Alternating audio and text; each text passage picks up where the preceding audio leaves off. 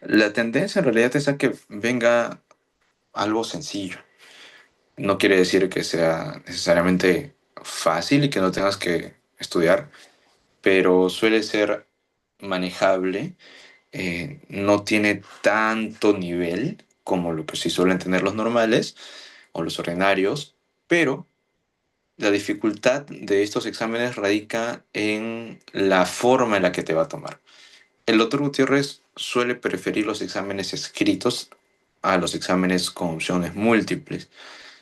En ese caso, por ejemplo, para San Marcos no suele hacer sus exámenes así de, digamos, para que escriban, debido a que son muchos y pues no se va a pasar el tiempo corrigiendo, ¿no? Pero en la UDEP, donde son menos estudiantes, todos sus exámenes son para escribir, excepto el último examen del año pasado, que de pronto se apiadó, así como en realidad siempre al último de cada curso saca una, digamos, algo benéfico para todos y sorprende, ¿no? Entonces, el año pasado con lo DEP fue eso de que el examen iba a ser con opción múltiple, lo cual favoreció un montón de gente, así que fue una rareza. Pero, como les digo, él suele hacer sus exámenes, al menos los de promedio final, al menos suele hacer sus exámenes los que sí son de este sustitutorio, eso sí nunca he visto que haya de opción múltiple, así que vamos a suponer que se trata de un examen un examen, digamos, para escribir, ¿ok? Para escribir. En ese sentido, lo que hemos hecho, eh, hubiéramos escogido el examen del año pasado, el más fresco que tenemos del UDEP, para que puedan resolver eso, el último examen, el examen final y el sustitutorio. El susti no hemos llegado a conseguirlo, no me lo llegaron a pasar. Y el final, como les digo, es de opción múltiple, así que no cuenta. Así que hemos retrocedido un año más a 2024. Hemos agarrado tanto el examen final que tomaron escrito y el examen sustitutorio escrito para que podamos repasar varios de los temas importantes y también vean ustedes la forma en la que tienen que contestar. Ahora, yo también les pido, como les pedí la otra ocasión, el último repaso que les pude dar, tengan a la mano las preguntas que ustedes ya han ido revisando, que imagino a estas alturas han sido varias, para que puedan consultar, me lo envían por el WhatsApp o lo envían al grupo, como ustedes quieran, lo revisamos en el momento, porque ahorita estoy un poquito ocupado con el internado y todo, algunos temas, entonces me va a ser un poquito complicado poder responder a cada uno, así que dentro de lo posible sí lo voy a poder hacer, pero si es que se puede resolver ahora, mejor, ¿ya? Y si puede ser provecho para los demás, mejor. Si alguna de estas preguntas les parece demasiado fácil, al toque lo pasamos. Si quieren que las repita o requieren que amplíe algún tema, me avisan y no hay ningún problema. Entonces, empezamos de una vez. A ver, la primera pregunta dice, según los módulos de principios de enfermedad para el control de la enfermedad, tercera edición, se tiene 5 condiciones de cuándo se recomienda realizar una investigación epidemiológica de campo, pues esta decisión conlleva la inversión de recursos y la dedicación de el equipo local de salud. Mencione 3 de estas 5 condiciones. El MOPES, en uno de sus últimos capítulos, chicos, responde a la pregunta de cuándo investigar. ¿Ok? Es una pregunta base de, o sea, ¿cuándo investigar? Justamente la pregunta nace por lo que aquí mismo dice el enunciado, ¿no? Que va a demandar recursos y la dedicación de un equipo, recursos humanos, recursos, digamos, económicos. Entonces, va a requerir una inversión. Y esto requiere que se escojan las enfermedades con cautela, ¿ok? Seguramente muchos de ustedes ya tienen una noción de cuándo hay que estudiar. La noción básica que deben tener es cuando existe algo fuera de lo normal. Entonces, quiere decir, por ejemplo, ustedes pueden poner acá, ¿no? Cuando existe una ocurrencia mayor a la habitual, ¿no? Aumento de la ocurrencia, bueno, ustedes lo escribirían de esta forma. Ocurrencia mayor o fuera de lo habitual, como ustedes quieran, mayor a la habitual. ¿Ok? Mayor a la habitual. Una ocurrencia mayor a la habitual. Que, ojo, digamos, esto de mayor me habla de cantidad, pero también puede ser, si yo dijera, una ocurrencia diferente a lo habitual, vamos a poner así mejor, ¿ya? Diferente, ocurrencia diferente a la habitual. ¿Por qué diferente? Porque puede ser diferente en número o diferente también en región geográfica, ¿ok? Entonces, si es que una enfermedad empieza a aparecer en cierta zona, donde o se esparce de cierta forma en la que no se solía esparcir geográficamente, eso también quiere decir que hay una ocurrencia diferente a la habitual. Entonces, eso es una de las primeras razones cuando hay que estudiar, ¿ok? Cuando hay que investigar, cuando hay que hacer una investigación de campo. ¿Qué otras condiciones nos propone el MOPESE? Nos dice cuando es una enfermedad prioritaria, ¿ok? Una enfermedad prioritaria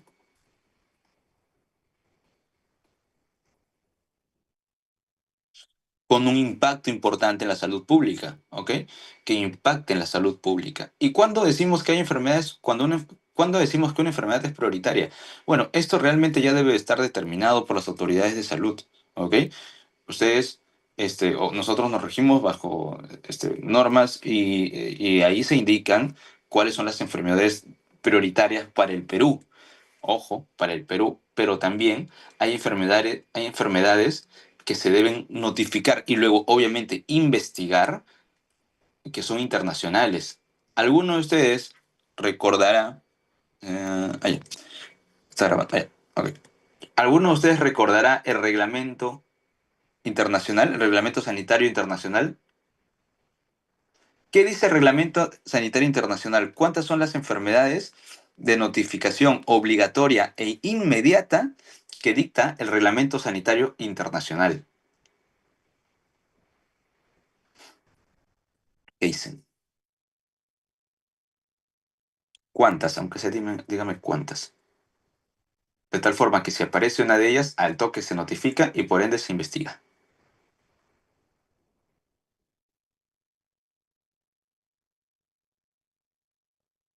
Son cuatro, chicos, ¿ya? Son cuatro. Pero ojo, ¿ah? Así es, gracias, Jim. Son cuatro. Pero ojo, cuatro son las que dicta el 2005. El 2005 se hace el último reglamento sanitario internacional y entra en vigencia el 2007. Así que si Guti te pregunta cuáles son las enfermedades de notificación inmediata y obligatoria según el Reglamento Sanitario Internacional establecido en el 2005, son esas mismas cuatro. Si te dice la misma premisa, pero te dice el reglamento que entra en vigencia el 2007, son las mismas. ¿Ok? Porque entra en vigencia el 2007, pero se crea o se empieza a formular desde el 2005. Ahora, ¿cuáles son esas cuatro?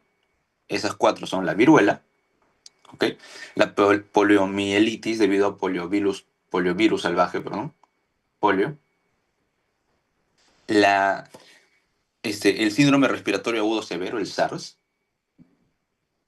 Y la influenza humana causada por un nuevo subtipo, ¿no? Influenza. Esas son las cuatro. Carambas. Perdón, hacer espacio acá. Ahora, antes de esto, ¿ok? Antes de esto estaban otros reglamentos internacionales. Está el cursor, acá está. Antes de esto existían otros reglamentos sanitarios internacionales, ¿ok? Hay uno, el anterior, si es que mal no recuerdo, es 1981, donde se establecían tres enfermedades: cólera, peste y fiebre amarilla. Lo digo esto porque en algunos bancos de salud, cuando ustedes repasen para la salud, algunos bancos todavía siguen respondiéndose con este tipo de, con estas enfermedades.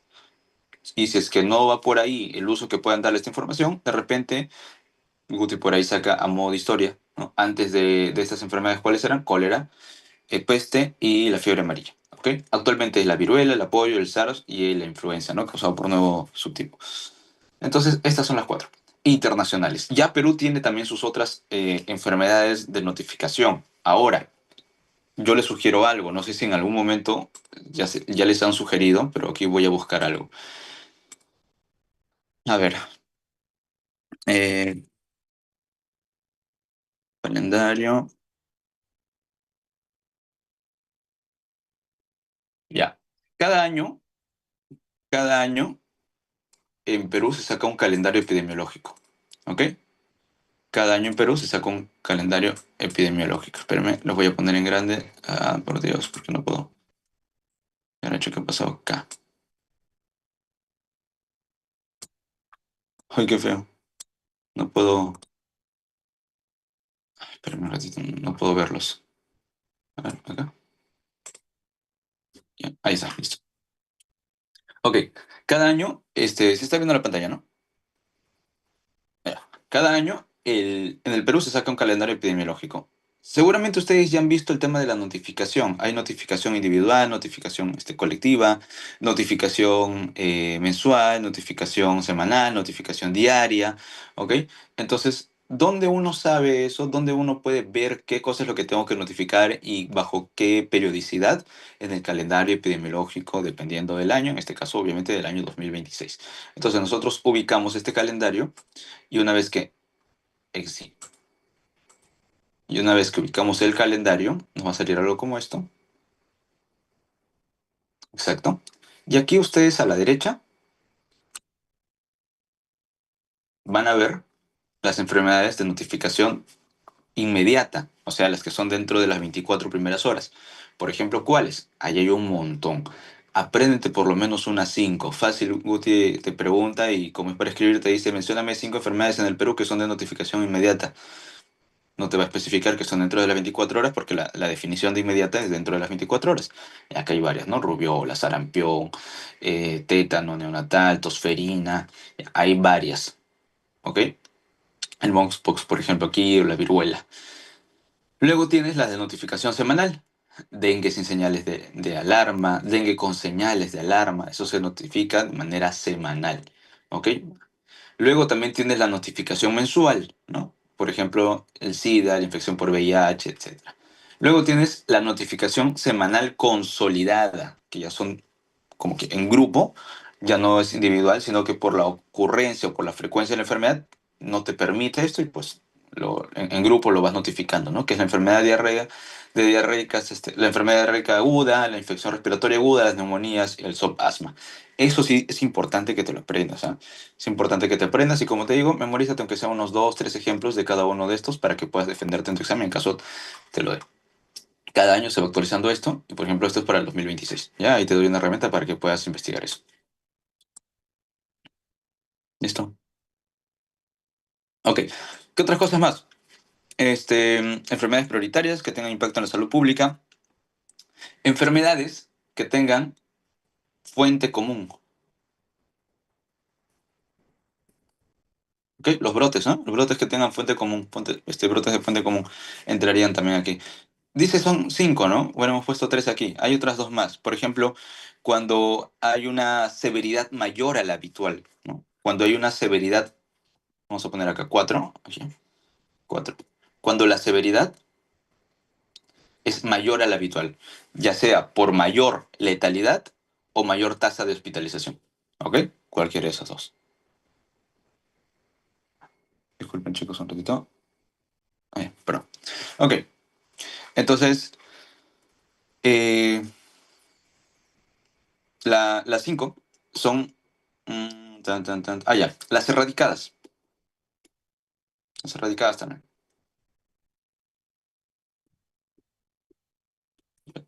Erradicadas o las descontinuadas, pues están ahí. Entonces, son esas cinco condiciones bajo las cuales uno puede establecer una investigación de campo. ¿Ok? ¿Alguna consulta antes de pasar a la siguiente? Vamos a correr un poquito más. Nada, ok. Dice, una investigación tuvo como objetivo, mientras voy adelgazando un poquito este lápiz porque está muy gruesito. Ya, ya acá creo. A ver. No, bueno, no importa. Una investigación tuvo como objetivo relacionar el consumo per cápita de carnes rojas, ok, y la mortalidad por cáncer de próstata mediante el análisis de estos indicadores para el año 2022 en 30 países. Se obtuvo como parte de los resultados lo siguiente. Ah, ya me acordé. Yo he hecho tengo exámenes. Ajá. Así, no sé si se les llegué a pasar. Mira, terminando el repaso, voy a buscar en un grupito que hice con lo de. Les hice unos exámenes así para rellenar, con preguntas bastante clásicas. Se los paso para que también practiquen y ahí van respondiendo en el grupo, ¿ya? Pero ahorita avancemos. Dicen, se obtuvo como parte de los resultados lo siguiente. El beta igual a 0.4 con intervalo de confianza del 95%, el 0.35 al 0.44. Indique si cada una de las siguientes afirmaciones es verdadera o es falsa. Ok, entonces, a ver, ustedes tienen, vamos a resolver esto de aquí. Oye, no hay espacio para resolver esto. Ah, no, hay para marcar, ¿no? Verdadero o falso. Ya. Vamos a chorearnos este espacio de aquí, ¿ya? De ahí lo vamos a borrar. Entonces, cuando ustedes vean el tema del beta, el tema del R, el tema del R cuadrado, ¿ok? Estos son coeficientes. Coeficientes que se suelen utilizar en los estudios. ¿Qué tipo de estudio? ¿Qué tipo de estudio? Ecológico. ¿Ok? Estudios ecológicos. Los estudios ecológicos no te suelen hallar asociaciones. Los estudios ecológicos son estudios descriptivos cuyas unidades no son personas, sino colectivos, ¿ok? Y que como máximo te pueden comparar distribuciones, ¿no? Entre dos eventos, X y Y, entre dos variables. Pero no te hallan asociación. ¿Qué es lo que te hallan? Correlaciones, ¿no? Ven cómo se mueve Y en función de X, ¿ok? Listo. Entonces, se nacen estas tres letras. ¿Qué es el R? ¿Y qué es el R cuadrado? ¿Y qué es el beta? ¿Cómo se llama?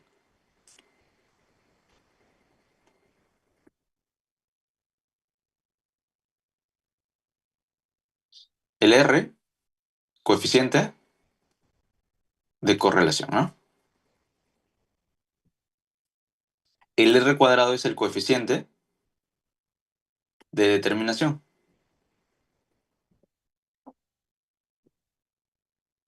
El beta, en realidad es beta sub uno, es el coeficiente de regresión. ¿Ok? Coeficiente de correlación, coeficiente de determinación, coeficiente de regresión. Listo. O la pendiente también, ¿no? A veces le llaman así la pendiente. El R, el coeficiente de correlación, tiene números que pueden ir desde el menos uno hasta el más uno. ¿Ok? ¿Cómo se interpreta un coeficiente de correlación? Por ejemplo, si me saliera uno positivo, quiere decir que la distribución de los valores se mueve de esta manera, a 45 grados y así. ¿Ok? Entonces hay una correlación perfecta positiva. Mientras aumenta el X, aumenta Y es perfecta, le da a todos los valores. ¿Ok? Es una correlación perfecta. Entonces, mientras aumenta X, aumenta Y en valor de, o en, digamos, directamente proporcional, o de forma directa en todo caso, ¿no? Si fuera menos uno, sería una correlación también perfecta, pero negativa o indirecta, donde más o menos la pendiente iría así. Aumenta X, disminuye Y, pero en correlación perfecta.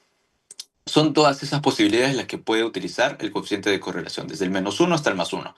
Si es que pasara por cero, quiere decir que no hay correlación. Por ende, el intervalo de confianza no debe permitir al cero en el coeficiente de correlación. ¿Ok? Listo. Luego tienes el coeficiente de determinación, que como es un R cuadrado, tal cual literalmente, nace a partir del coeficiente de correlación, cuando lo elevas al cuadrado. Si te sale un 0.4, ¿ok? Tendrías entonces un 0.16 como coeficiente de determinación. ¿Y qué quiere decir el coeficiente de determinación? El coeficiente de determinación quiere decir que el 16% de la variabilidad de Y es explicada por la variabilidad de X. O sea, te está diciendo qué porcentaje de la variabilidad, qué porcentaje de la variabilidad de la variable independiente es explicada por la variabilidad de la variable dependiente. Eso quiere decir que si tú tienes varios valores de y por aquí, por aquí, por aquí, por aquí, por acá, ok, el 16% de estos puntitos es explicado por la variación que ha tenido x, ok. El 84% no será explicado por eso. ¿Ok? Listo. ¿Y qué quiere decir el coeficiente de regresión? El coeficiente de regresión, perdón, y el coeficiente de determinación obviamente va del cero al más uno nada más, pues, ¿no? Porque es al cuadrado. Entonces, ¿qué valor no tiene que tener el intervalo de confianza? El cero nuevamente. Coeficiente de regresión. ¿Qué quiere decir el coeficiente de regresión? El coeficiente de regresión no es otra cosa que la cantidad que va a incrementar y por cada unidad que incrementa X. Si X incrementa una unidad, ¿en cuánto incrementa Y? En dos unidades y media, en cuatro, no lo sé. Entonces, eso va con la fórmula de la pendiente, por supuesto, y ¿Qué valores puede tomar el coeficiente de regresión? Desde menos infinito hasta más infinito. ¿Ok? ¿Qué valor no tiene que tener en el intervalo de confianza? Cero. Ya está. Listo. Entonces, considerando eso, este, tenemos que aquí me presenta el B, 0.4. ¿Ok? 0.4. ¿Qué quiere decir eso? Que por cada unidad de X, Y se mueve 0.4. Entonces, más o menos por cada unidad va a estar aquí. Este va a ser la intersección. En 2 estará en 0.8. Por acá, más o menos va a ser así. ¿Ok? Bien. ¿Y qué cosa estábamos correlacionando? ¿Cuál sería la variable X? En este caso, el consumo per cápita de carnes rojas, ¿no? Estas son las carnes, consumo per cápita de carnes y la mortalidad por cáncer de próstata. ¿Ok? Listo. Así que veamos las interpretaciones. Por cada kilo adicional de carnes rojas que se consume se incrementa en 0.4 la mortalidad por cáncer de próstata. ¿Verdadero o falso?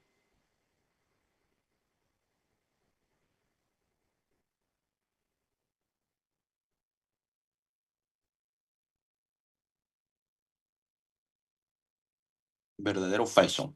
Verdadero. Así es, muy bien. Verdadero.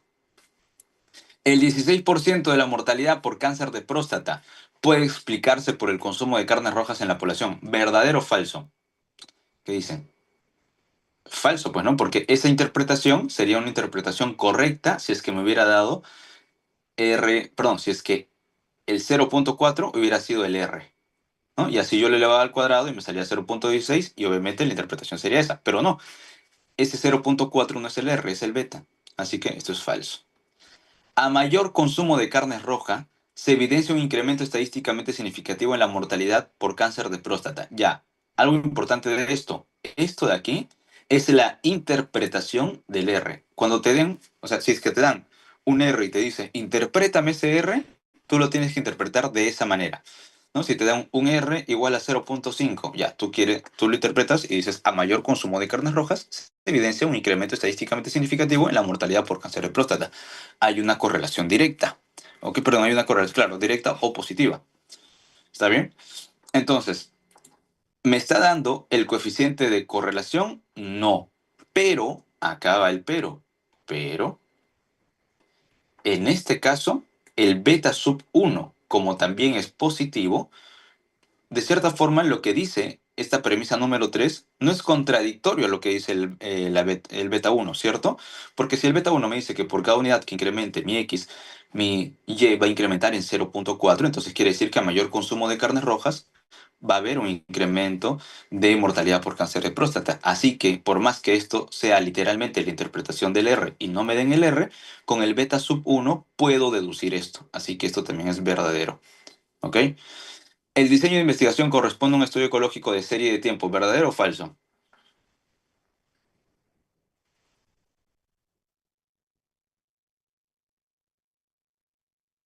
Falso, pues, ¿no? Porque no me está diciendo en varios años. Me dice para el año 2022, un solo año, en 30 países. ¿Ok? En 30 países. Eso no es de serie de tiempo.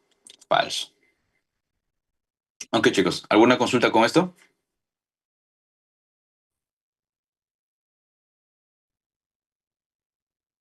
Si no, avanzamos nomás. Hable, ¿no? Ok, bien. Seguimos con la pregunta número 3. Voy a borrar todo esto de aquí. No sé si quieren tomarle una fotito antes que lo borre. Avisan. Una, dos, tres, cuatro, cinco, seis, siete, ocho, 9 y 10. Ya. Voy a borrar.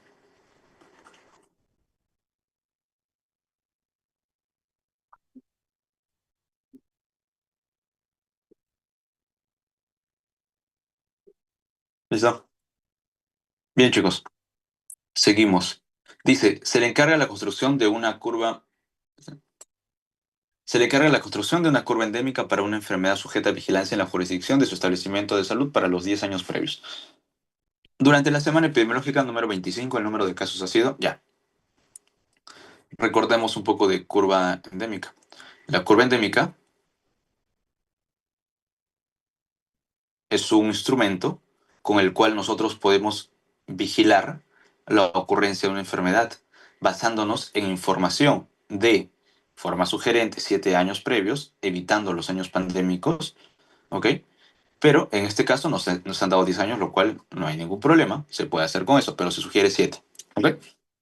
Lo otro, ¿qué método vamos a utilizar? Hay varios métodos, pero el método más recomendable, el método de los cuartiles. Eso quiere decir que por cada semana epidemiológica de esos 10 años, yo tengo que ordenar, ¿ok?, mis datos de menor a mayor. Si son 10 años, tendré 10 datos por cada semana, ¿no? De menor a mayor. En este caso me han dado de la semana número 10, entonces estará por acá. Semana número 10, por allá, puntitos suspensivos ahí. Y me dice, no, en la semana 25, ¿no? Me dice que tengo 10 años previos, entonces estos 10 años vamos a ordenarlo de menor a mayor, ¿ok? Empezamos. A ver, así al ojo, 280, no, 250, ¿no? Ya, 250. Voy a ordenarlo así de arriba abajo, ¿eh? 250, voy tachando. 280, si me paso por ahí me avisan. 280, 295, 295, 308, no, 300, y luego 308, 310, 320, 340, 350 y 700. Listo, ordenado, de menor a mayor. Entonces, ¿qué es lo que sigue? Hallar los cuartiles. Tienen que hallar el Q1, Q2 y Q3. Q1, Q2, Q3. ¿Cuál es la fórmula para los cuartiles? K por n más 1 entre 4, ¿no? Listo. Entonces, cuartil 1, 1, vamos acá. Cuartil 1 sería 1 por 11, porque son 10 datos, 10 más 1, 11 entre 4. 11 entre 4, ¿cuánto es? ¿Cuánto es? 2.75, si mal no recuerdo. A ver, 5.5, 2.5, 2.75. ¿Qué número está en la posición 275? Ya a ustedes les he enseñado. Agarran el número entero aquí. Sería el número de la posición 2, o sea, 280. Y le van a sumar 0.75, que es lo que me ha faltado acá, multiplicado por la diferencia con el siguiente, 280. ¿Cuánto le falta para 295? 15. Entonces, por 15. Sí, adelante, Jim. Sí, lo que pasa es que recuerdo que en el examen vino una pregunta similar en la cual cuando había un valor que estaba como muy por encima del promedio o bueno, del resto de números que estaban ahí, no se le tomaba en cuenta por considerarse como, o sea, Pandémico. dentro del conteo no lo tomaban en cuenta, o sea, como si no hubiera sido un dato que nos daban, ¿no?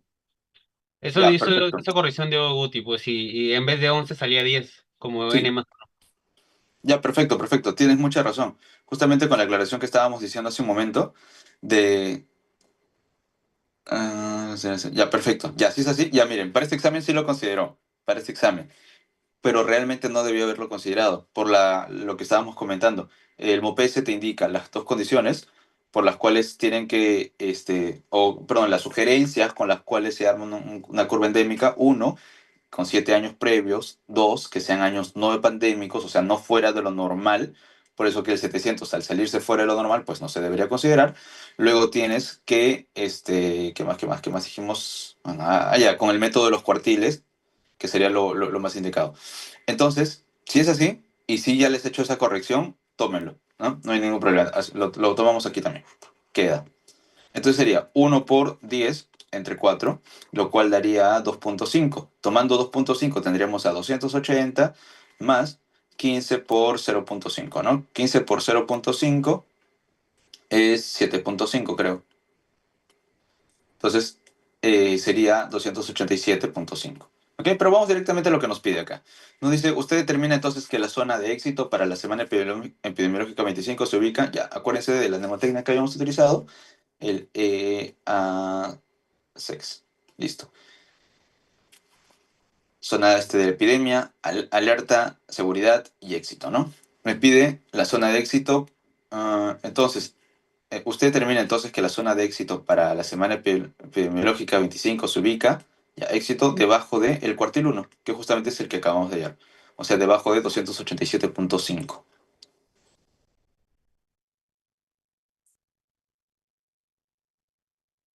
Perfecto. Qué bueno que le has hecho, que ya les haya hecho esa corrección. Me parece bien. También envío un mensaje.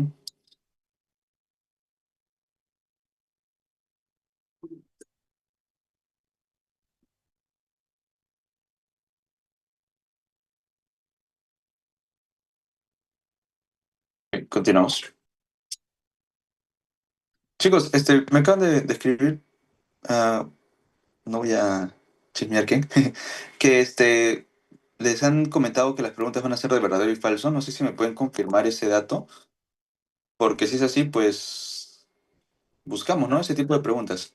Sí, en realidad dijeron que sí, que bueno, en ese caso como que no creo que te pongan a muchas prácticas, sino que sean más teóricas y ya el funda, porque quiere que pongamos verdadero o falso y que luego fundamentemos, ¿no? El por qué. No sé si quiere que fundamentemos el verdadero también, pero imagino que las preguntas falsas sí, no sé si ponga uno o dos para resolver también, ¿no?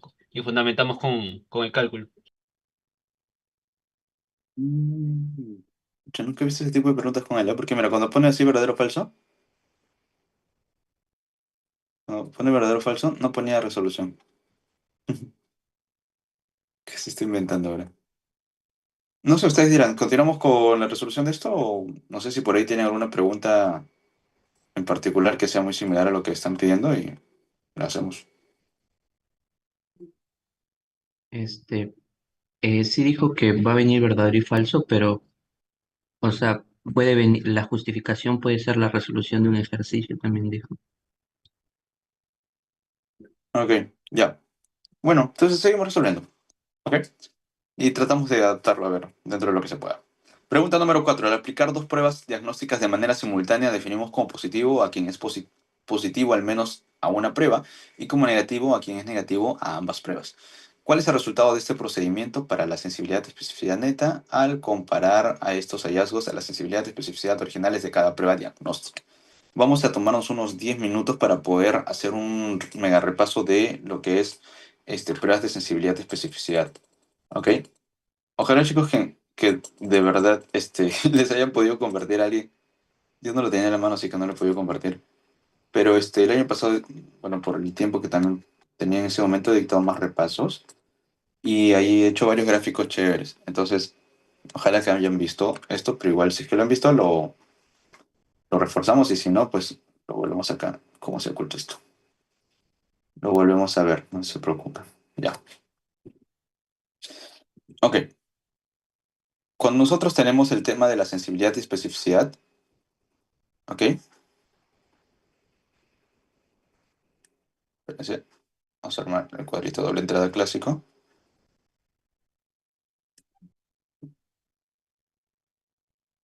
Ya. Entonces, siempre lo vamos a comparar con un gol estándar, ¿ok? Un gol estándar ideal. Un gol estándar que imaginemos que realmente conoce exactamente quiénes son los enfermos y quiénes son los sanos, ¿ok? Y mi prueba experimental, vayamos a llamarlo así, tiene los positivos, caramba, los positivos y los negativos, ¿ok? Siendo de esta manera, nosotros podemos ubicar acá cuatro categorías. Los verdaderos positivos, estos serían los falsos positivos, porque salieron positivos a mi prueba, pero realmente están sanos. Los falsos negativos, porque salieron negativos, pero realmente están enfermos. Y los verdaderos negativos. ¿Ok? Muy bien. Entonces, conociendo eso, nosotros podemos preguntarnos diversas cosas. Yo siempre suelo dividir esto en preguntas, digamos, o en situaciones correctas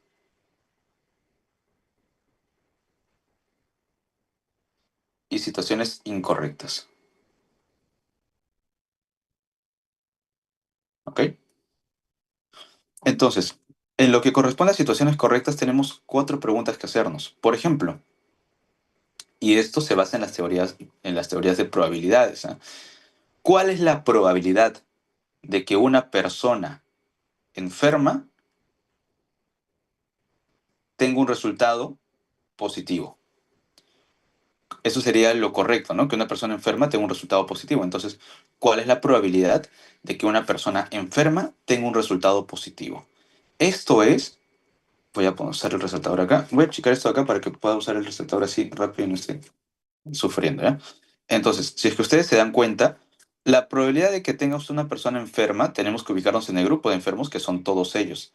La probabilidad de que dentro de este grupo amarillo tengas un resultado positivo, te estoy diciendo, te estoy preguntando cuál es la probabilidad de caer en este subgrupo dentro del grupo amarillo. ¿Ok? Si es que te has dado cuenta, eso es lo que te acabo de preguntar.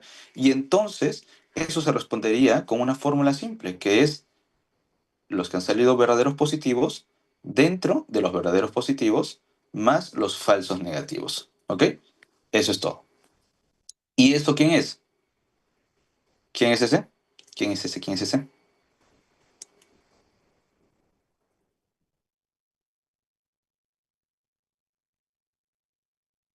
Exacto, sensibilidad. Esto es la famosa sensibilidad. Y vamos a escribirlo así. Sensibilidad. Sensibilidad. Lo que sigue, ¿ya? Porque clasifica correctamente a los enfermos. Un enfermo debe ser clasificado en el grupo de positivos. Entonces, la clasificación correcta de un enfermo, la definición correcta de un enfermo a través de una prueba experimental es la sensibilidad y es la probabilidad de que un enfermo tenga un resultado positivo. Es la fórmula de verdaderos positivos entre verdaderos positivos y falsos negativos. Perfecto. ¿Cuál es la siguiente pregunta? Que un sanazo, tenga un resultado negativo. Es una situación correcta. Entonces, de nuevo, miren por aquí. De este grupo de sanos, ¿quiénes son negativos? O sea, este es su grupo de acá. Por lo tanto, la fórmula de esto sería verdaderos negativos entre verdaderos negativos más falsos positivos. Y esto es la clasificación correcta de un sano, ¿no? Así es la especificidad.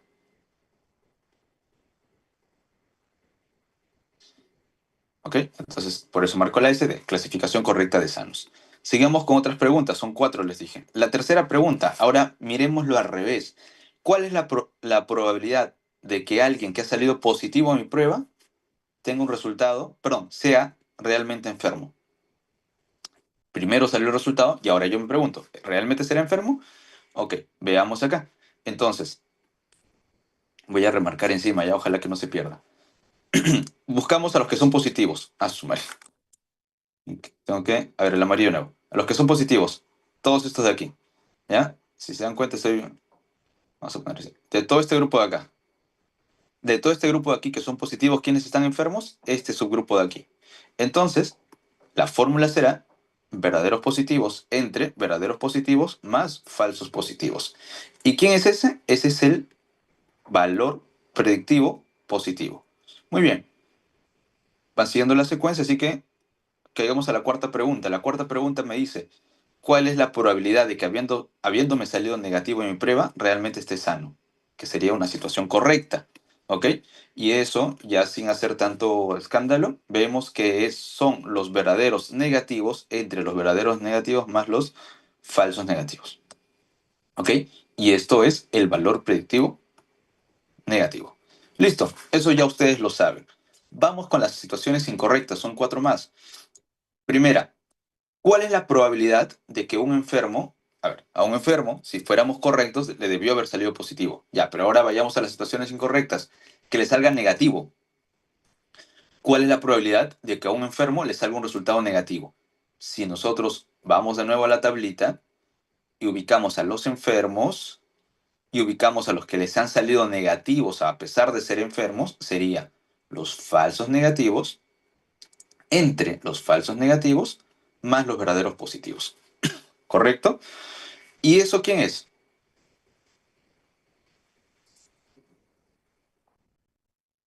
¿Quién es?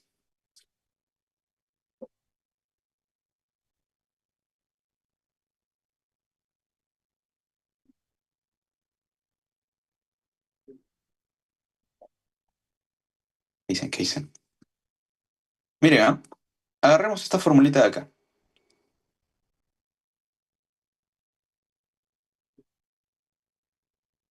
Agarremos un 1 y restemos esto. 1 es 1 entre 1. Carita feliz. Y tendríamos aquí abajo BP más FN menos BP, todo entre BP más FN. BP con BP se va y te queda FN, lo que está aquí, entre BP más FN. ¿Ok? O sea, este azulito, lo que les acabo de decir, así es 1 menos la sensibilidad. Es el complemento de la sensibilidad. Así es, muy bien, perfecto. Seguimos. Otra situación incorrecta. ¿Cuál es la probabilidad de que a un sano le salga un resultado positivo? Ya, sigan la lógica nada más. Primero la fórmula sería falsos negativos. Perdón. A ver, esperen. No. A un sano le sale un resultado positivo. Sería falsos positivos entre verdaderos negativos más falsos positivos. Perfecto. Así es. 1 menos especificidad. Ya está, ya lo tiene. Siguiente. 3. Acá. La probabilidad de que a alguien le salió positivo sea realmente sano, ¿ok? En realidad esté sano, esto es 1 menos el BPP. Y la probabilidad de que a alguien que le salió negativo tu prueba realmente esté enfermo, este es 1 menos BPN. ¿No? Y ya ustedes sacan su fórmula. Entonces, esto es importante porque para poder entender luego lo que es el likelihood ratio o razón de verosimilitud. ¿Ok? La razón de verosimilitud compara la probabilidad de que a cierto grupo le salga un resultado positivo o negativo. Entonces, en realidad va a comparar la probabilidad de enfermos versus sanos. ¿Ok? Entonces, si yo tengo el likelihood ratio positivo o razón de verosimilitud positivo, me está preguntando cuál es la probabilidad de que un enfermo sea positivo entre la probabilidad de que un sano sea positivo. ¿Cuál es la probabilidad de que un enfermo sea positivo? ¿Quién es ese? La probabilidad de que un enfermo sea positivo, sensibilidad, como lo hemos visto arriba. Y la probabilidad de que un sano sea positivo,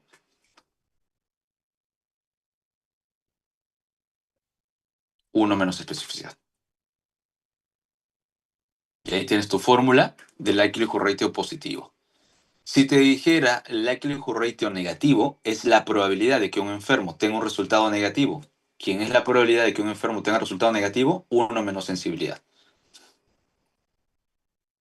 Entre la probabilidad de que un sano sea negativo, o sea, especificidad. ¿Ok? Ese es el likelihood ratio. Y ahora, importantísimo, ¿por qué les he dicho que vean eso de situaciones correctas, situaciones incorrectas? Porque miren, ¿cuál es la situación correcta en el likelihood ratio positivo? La situación correcta es que a un enfermo le salga positivo o que a un sano le salga positivo. La situación correcta es que a un enfermo le salga positivo. O sea, el numerador es la situación correcta. Y la situación incorrecta es el denominador. ¿Ok? Eso está mal. Entonces aquí estás comparando lo bueno entre lo malo. Ve hacia el likelihood ratio negativo. ¿Cuál es la situación correcta? La situación correcta es esta de aquí. Mientras que la situación incorrecta es la de arriba. ¿Cierto? Aquí estás comparando lo incorrecto entre lo correcto. ¿Y por qué quiero que entiendas eso? Porque si tú tuvieras una recta, ¿ok? Una recta numérica, y tuvieras por acá, por ejemplo, el 0. Vamos a poner el 1. El 0 por acá. ¿Está bien? Fíjate tu likelihood ratio positivo.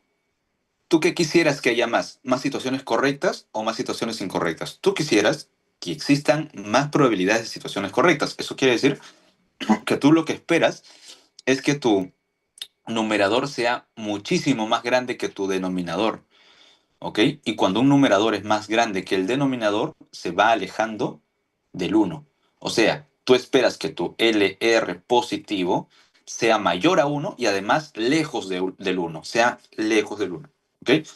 Mientras que el likelihood ratio negativo tiene las situaciones correctas en el denominador. Y mientras más denominador tiene, se aleja más del uno y se va acercando más al cero. Así que tú esperas que tu likelihood ratio negativo sea pequeñísimo, sea menor a uno y sea alejado del uno. ¿Ok? Eso es lo que esperas en una prueba ideal, una prueba que discrimine correctamente. Eso quiero que consideren mucho. Luego, complementando este tema, tenemos las situaciones de pruebas secuenciales y pruebas simultáneas. ¿Ok? Entonces, ocurren situaciones en las que tú tienes prueba uno con su propia sensibilidad y su propia especificidad y tienes una prueba 2 con su propia sensibilidad y su propia especificidad. ¿Qué va a pasar? Pueden ocurrir dos situaciones. ¿Ok? Situación número uno o situación A. Puede ocurrir que lo que tú quieras es o tengas, por ejemplo, la prueba uno una prueba muy baratísima, y la prueba 2 una prueba ya muy costosa, muy invasiva, muy dolorosa, muy compleja de realizar, muy demandante, lo que sea, ¿ok? Pero quieres primero filtrar, por así decirlo, con la prueba uno y ya recién a los que den positivo a la prueba uno pues van a irse a la prueba 2. Eso básicamente lo que estás haciendo es, haces tu prueba uno, los que te salgan negativos se quedan como negativos y los que salgan positivos pasan a la prueba 2. Y luego de aquí van a salir algunos negativos y otros van a salir positivos. Entonces, solamente van a ser realmente positivos estos de aquí, los que han salido positivos a la prueba uno y a la prueba 2. Mientras que los que han salido negativos solo, basta que solo hayan salido negativos alguna de esas pruebas, es negativo, ya está. Positivos son las que han salido positivos a los dos, ¿no? Estas son las pruebas secuenciales. Son las pruebas secuenciales. La situación B es una situación en la que tú, por ejemplo, le das o le haces que la persona en el mismo momento se tome dos exámenes diferentes para lo mismo, ¿ok? Se va a tomar la prueba uno que puede salir resultado negativo o resultado positivo, y se va a tomar la prueba 2 que puede salir resultado negativo o resultado positivo. Y aquí, ¿tú quiénes vas a decir que son positivos? Por ejemplo, tú eres aquí el paciente número uno y te salió, vamos a poner aquí ya, prueba uno, prueba 2, resultado final. Te salió negativo a la prueba uno y positivo a la prueba 2. Tu resultado final es positivo. Eres el paciente 2, te salió negativo, negativo, tu resultado es negativo. Eres 3, te salió positivo, positivo, eres positivo. Te salió 4, positivo, negativo, eres positivo. ¿Ok? Entonces, en este caso, en las pruebas simultáneas, van a ser positivos cualquiera de los que haya salido positivos a la prueba uno o a la prueba 2. Y solamente van a ser negativos cuando ambas pruebas hayan descartado la patología. ¿Ok? Cada una de estas dos pruebas tiene su repercusión. Por ejemplo, en las pruebas secuenciales, y acuérdate con secuenciales, esta resáltala mucho. ¿Por qué? Porque vamos a tener la sensibilidad neta y la especificidad neta. La resáltala, porque cuando son secuenciales, la especificidad neta tiene una fórmula larga, ¿ok? Que es la especificidad 1 más la especificidad 2 menos la especificidad 1 por la especificidad 2. Y la sensibilidad neta tiene una fórmula pequeña, sensibilidad 1 por sensibilidad 2. Y como la especificidad neta tiene una fórmula grande, en realidad la especificidad neta aumenta y la sensibilidad neta disminuye. Quiere decir que la especificidad neta es mayor que la especificidad 1 y la especificidad 2, mientras que la sensibilidad neta es menor a la sensibilidad 1 y a la sensibilidad 2. Y ya una vez que tú tienes eso en tu mente, todo lo diferente es de las simultáneas. Las simultáneas, entonces, la sensibilidad neta tiene la fórmula grande, que es la sensibilidad 1 más la sensibilidad 2 menos sensibilidad 1 por sensibilidad 2. y la especificidad neta tiene la fórmula más pequeña, que es la especificidad 1 por la especificidad 2. Como sensibilidad neta tiene la fórmula más larga, entonces es más grande que la sensibilidad 1 y sensibilidad 2, mientras que la especificidad neta es más pequeña que la sensibilidad 1 y sensibilidad 2. Esto quiero que se lo memoricen, por favor.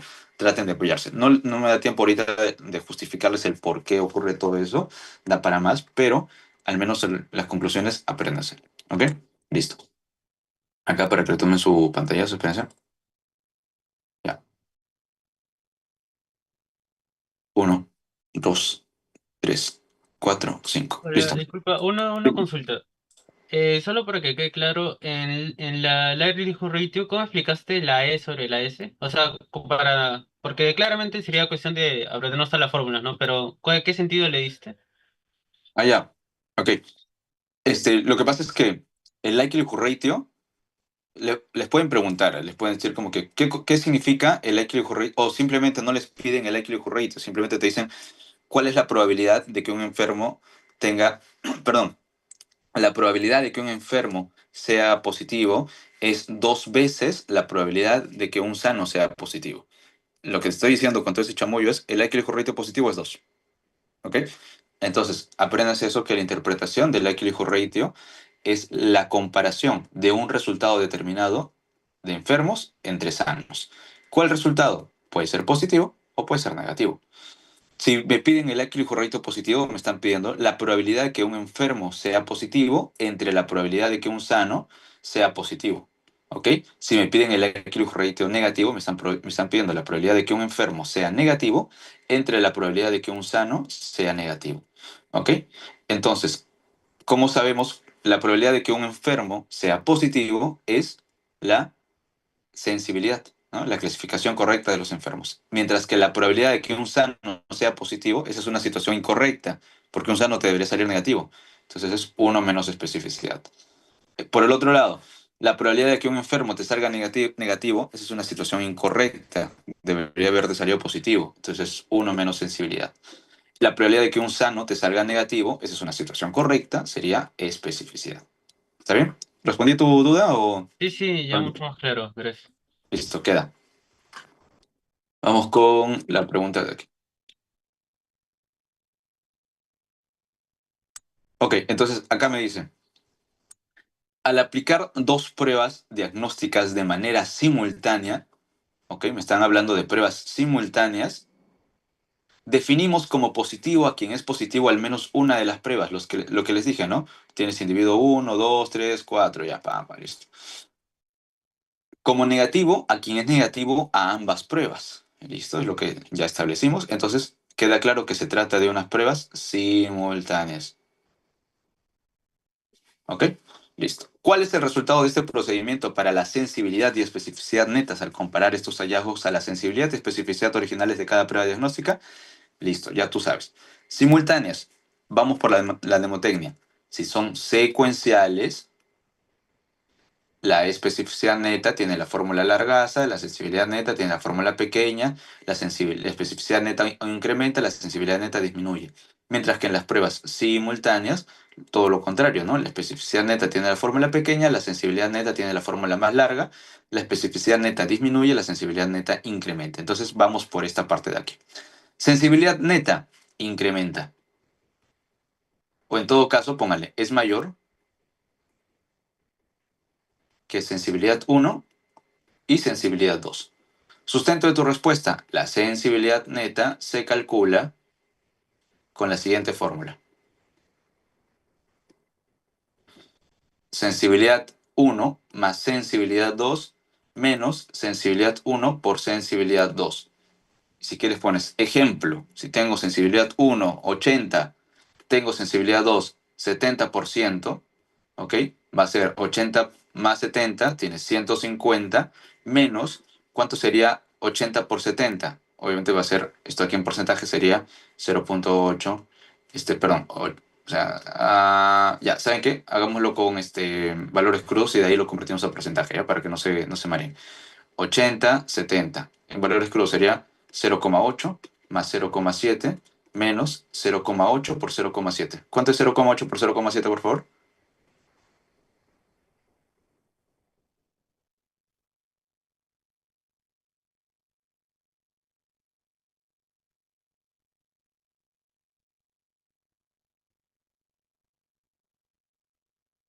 0,8 por 0,7. ¿Alguien?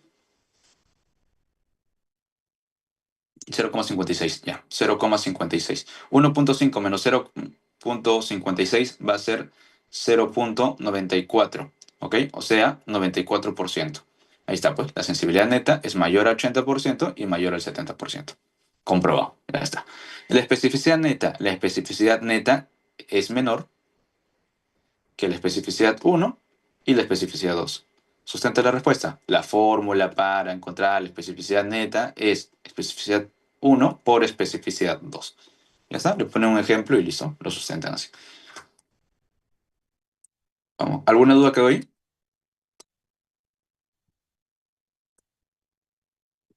Cuando piden sustento simplemente nos basamos en la fórmula, entonces. Sí, en la fórmula. Y pongan un ejemplo si quieren apoyarse, pues, ¿no? Ya. Ok, pregunta número 5. El uso inhalado combinado de corticoides agonistas beta 2 es recomendado en pacientes asmáticos sintomáticos. Un ensayo clínico comparó la terapia combinada de fluticasona más bilanterol, grupo experimental, ¿ok?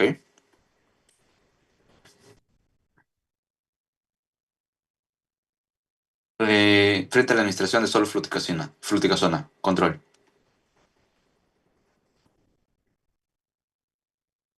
La disminución de exacerbaciones severas por asma, ¿ok? Como resultado se obtuvo, se debe tratar a 18,18 pacientes con terapia combinada para tener un resultado benéfico adicional en comparación a tratar solamente con fluticasona. ¿Qué cosa es eso? Así es, el NNT. ¿Ok? Listo. ¿Y el NNT qué es? Uno entre reducción absoluta de riesgo. Así es, perfecto. ¿Y la reducción absoluta de riesgo qué es?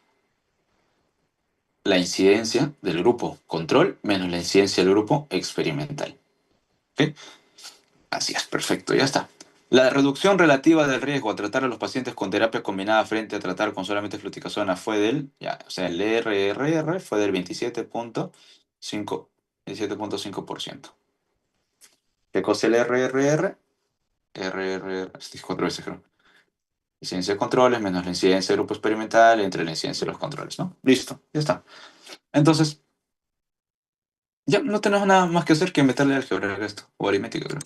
¿Cuál fue la tasa de exacerbaciones severas por asma en el grupo de pacientes enrolados en el grupo control? O sea, ¿cuál fue la tasa de exacerbaciones severas por asma en el grupo de pacientes enrolados en el grupo control?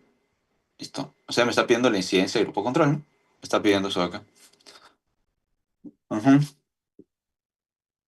Ya, perfecto. Entonces, vayamos a... ya, simplemente vayamos a ver eso. Tienes uno entre la incidencia de grupo control menos la incidencia de grupo experimental es igual a 18,18. Por otro lado, tienes que la incidencia de grupo control menos la incidencia de grupo experimental entre la incidencia de grupo control es igual a 27,5%, que es igual a 0,275. ¿Ok? Ya está. Entonces, primero vayamos a reemplazarlo aquí. Tienes la incidencia de grupo control menos la incidencia de grupo experimental es igual a 0,275 veces la incidencia de grupo control. Simplemente hemos pasado esto de aquí a multiplicar acá. ¿Ok? Entonces, fíjate que esto de aquí lo tenemos acá y podemos reemplazarlo, ¿no? 1 entre 0,275 veces el grupo control es igual a 18,18. Vamos aquí y pasamos esto a multiplicar y el otro a dividir. 1 entre 18,18 es igual a 0,275 veces el grupo control, ¿cierto? Tan, tan, tan, tan. Ujú. Y ya pues, entonces vayamos ahora a multiplicar abajo. Ojalá que les dejen llevar la calculadora, porque si no estos ejercicios les van a matar. No permiten. F. Entonces imagino que pondrán números más fáciles, pero bueno, Fcito. Ya. Y lo sacamos. Entonces tenemos uno entre 18,18 es igual a esto, y esto entre 0,275 es igual a 0,2.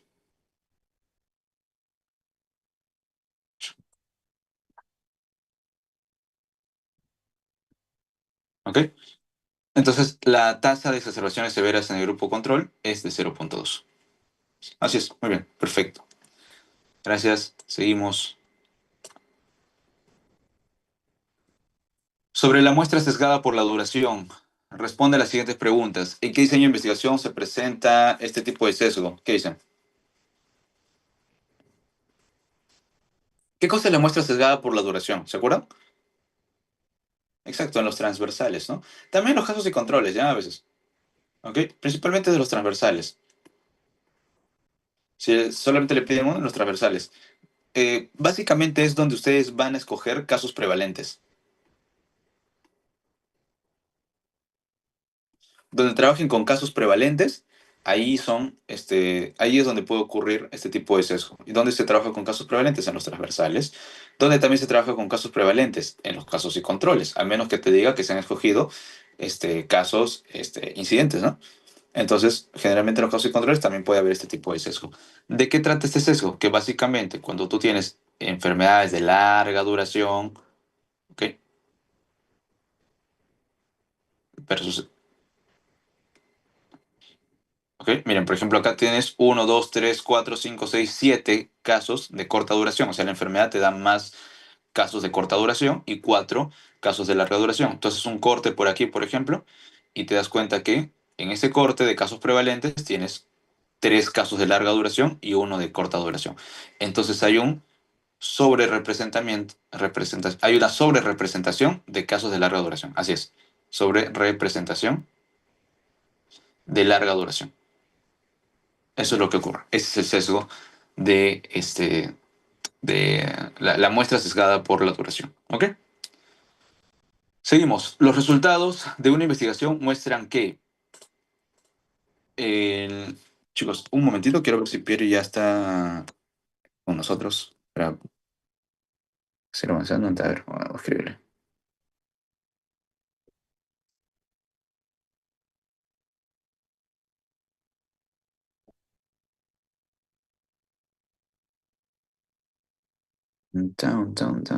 Chamaré no lo he escrito. Aquí está. Pierre.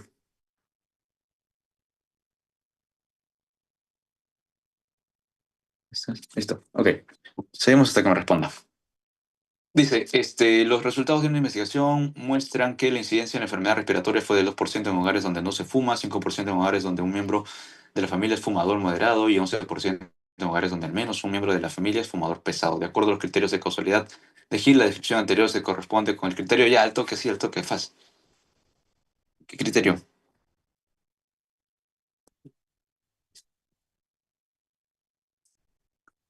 Ajá, perfecto. Gradiente biológica.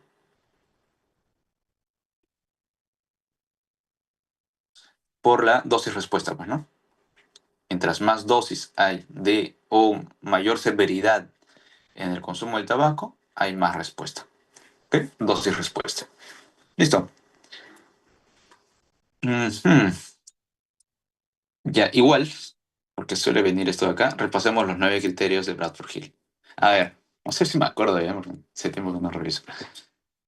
Me van soplando con los que me olvidé. Ya, sé que uno es fuerza de asociación. Dos, consistencia. Tres, temporalidad. Cuatro, gradiente biológica. Cinco, plausibilidad. Seis, evidencia experimental. Siete, coherencia.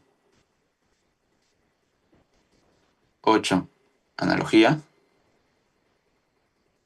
9, ¿cuál falta? A ver, consistencia, temporalidad, especificidad. Exacto, muy bien, chévere. Ya. Y cuando te pidan fuerza de asociación, a lo primero que se van a referir es al RR, ¿ok?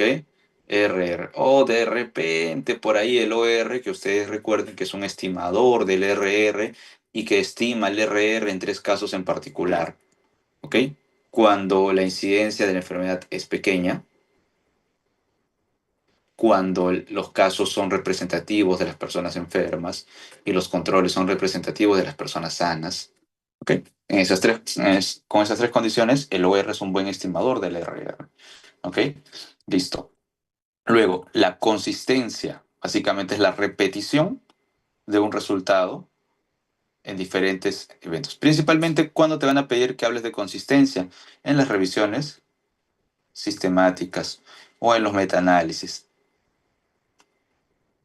¿Ok? Puede ser también que te digan en una serie de casos, ¿ah? Puede ser que también te digan en una serie de casos. Listo. Temporalidad. Esto de aquí solamente en estudios de tipo cohorte o en estudios experimentales. La temporalidad es uno de los criterios más fuertes. En realidad es el criterio indispensable para hablar de causalidad. Algo no puede causar otra cosa o algo no puede causar una consecuencia si es que esa causa no ocurre antes de la consecuencia. ¿Ok? Solamente en esos casos en los que la causa es antes del efecto, obviamente se habla de causalidad. Así que la temporalidad es un criterio fundamental para la causalidad en los cohortes, en los experimentales, donde no podemos saber o podemos asegurar la temporalidad en los estudios transversales. Por ejemplo, es complicado asegurar la temporalidad en los casos y controles también, a menos que el caso y control sea de qué tipo de caso y control sí me permite asegurar la temporalidad.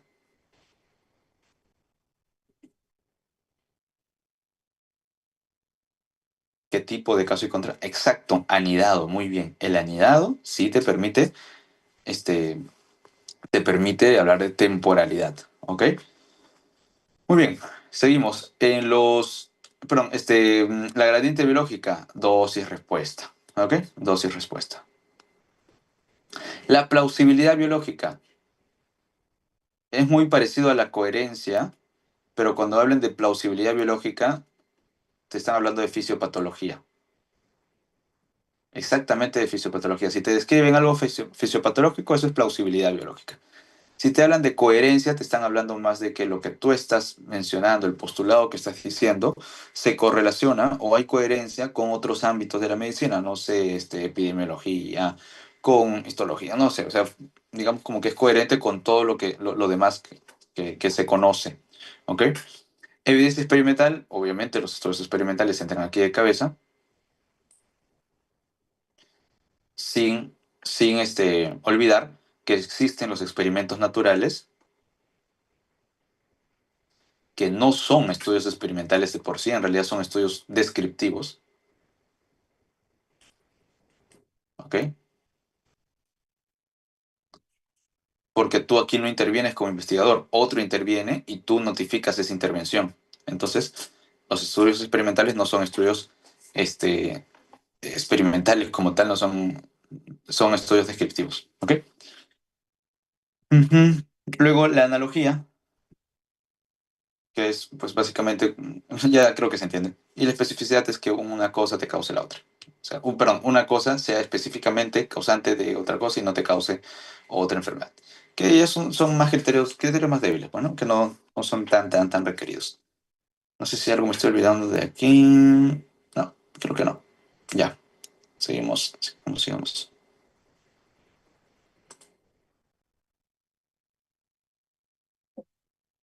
Ah, no sé, me estoy olvidando varias cosas. ¿De qué otra forma se ha preguntado, por ejemplo, la gradiente biológica? Con los gráficos, pues, ¿no? Los gráficos de dispersión, este, todos esos gráficos, el scatter plot, todos esos, pues, nos permiten hablar de gradiente biológica, ¿no? Bueno, ahora sí creo que no me olvido nada más. Sigamos. Pregunta número 8. Oye, Sapiri no responde. En una investigación se realiza un seguimiento a una muestra representativa de 3.780 personas libres de la enfermedad de una población durante 5 años. Al finalizar el estudio se diagnosticaron, a ver, espérense, tenemos 3.780 personas. Se hace un seguimiento durante 5 años y al finalizar el estudio se diagnosticaron 226 casos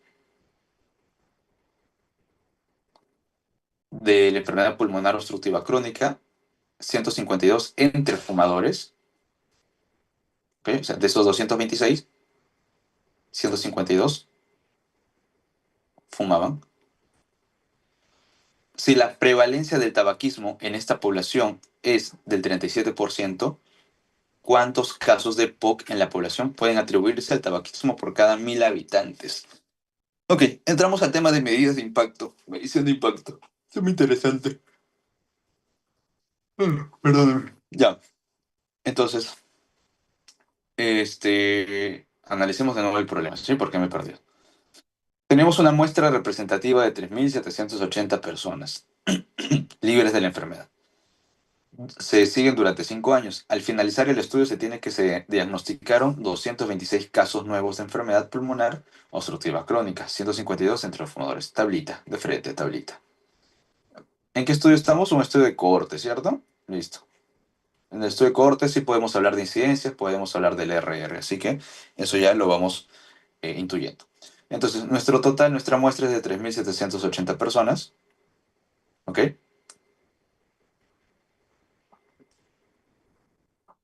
¿Listo? Están los enfermos,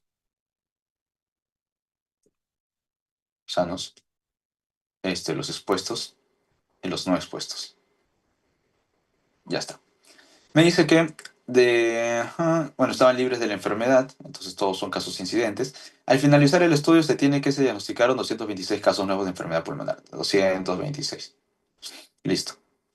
152 entre los fumadores. 152 entre los fumadores. Y se supone que el resto, que serían aproximadamente unos 148 más 26, 174. No, 74 nada más, ¿no? Ya, 74 entre los no expuestos. Listo.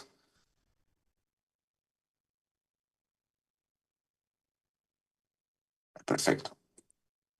Si la prevalencia del tabaquismo en esta población es del 37%, ¿cuántos casos de POC en la población pueden atribuirse al tabaquismo por cada 1000 habitantes? Ok, ok, ok, ok, ok.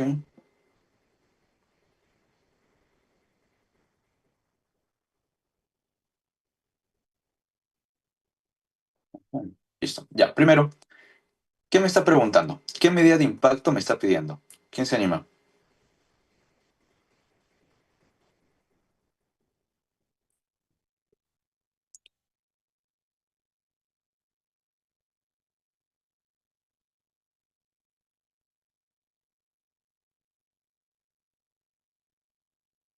Cuando en las medidas de impacto, chicos, esto también me parece que les hice toda una tabla. Ya, ok.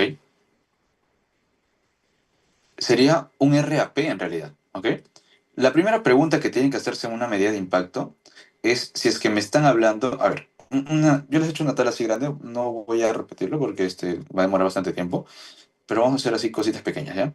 RA, RAR, ¿qué estoy hablando? Perdón, a ver, el FER, riesgo absoluto. Eh, Ustedes ya no utilizan el FER, utilizan otro nombre que se me ha ido. ¿Cuál es el R, el RR, pues no? No, ay, se me fue. Ayuden, ayuden. El otro es el RAP y el otro es el RAP porcentual. El riesgo atribuible poblacional, el riesgo atribuible poblacional porcentual, y aquí hay uno que me falta, que se me ha olvidado, porque nosotros lo conocíamos como FER. No es el FER, es el... ¿Cuál es? ¿Cuál es? Dios mío, se me fue. La fracción etiológica de riesgo, no, es el riesgo, creo que es el riesgo atribuible porcentual, ¿no? O proporcional. Bueno, vamos a ponerle el RA porcentual. Ajá, exacto, gracias. Muy bien. Entonces, el RA y el RAP son medidas que son absolutas. El RA porcentual y el RAP porcentual son medidas relativas. Pero el RA y el RA porcentual, ambos, son medidas que te hablan del grupo expuesto. Y el RAP y el RAP porcentual son medidas que te hablan de la población. Entonces, lo que tú tienes primero que identificar es de quién te están hablando, del grupo expuesto o de la población. Me dice, ¿cuántos casos de POC en la población? En la población. Entonces, si te dicen en la población, solamente pueden ser estas dos. ¿Ok?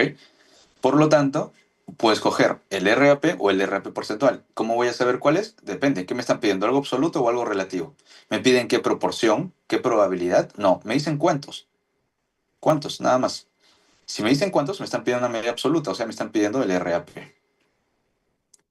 Y el RAP, ¿cómo se halla? La incidencia de la población menos la incidencia del grupo de los no expuestos, ¿no?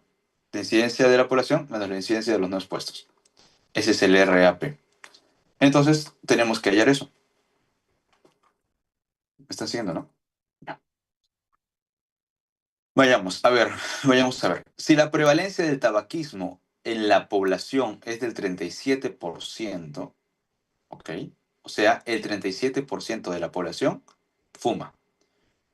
Mi población, en este caso mi muestra, es de 3.780. ¿Alguien puede sacarle el 37% a esto para tener el total aquí?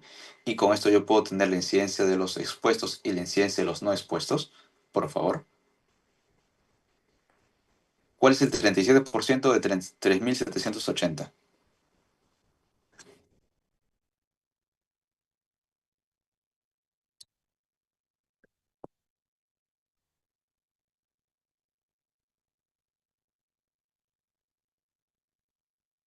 Perfecto. 1.398.6. O sea, vale, pensar que eso lo van a hacer sin calculadora. F. Qué feo. Ya. Entonces, la prevalencia del tabaquismo en esta población es de 37%. 1.398.6 son los que fuman. Y entonces, 152 de 1.398.6 es la incidencia del grupo expuesto. Mientras que la incidencia del grupo no expuesto va a ser, ¿cuánto sería la resta de esto de aquí? Vamos a sacar la calculadora ya. Acá, 3.780 menos 1.398.6 igual a 2.381.4. Ya está. Entonces, la incidencia de los no expuestos es 74 entre 2.381.4. ¿Ok? Esa es la incidencia de los no expuestos. Y eso es igual a...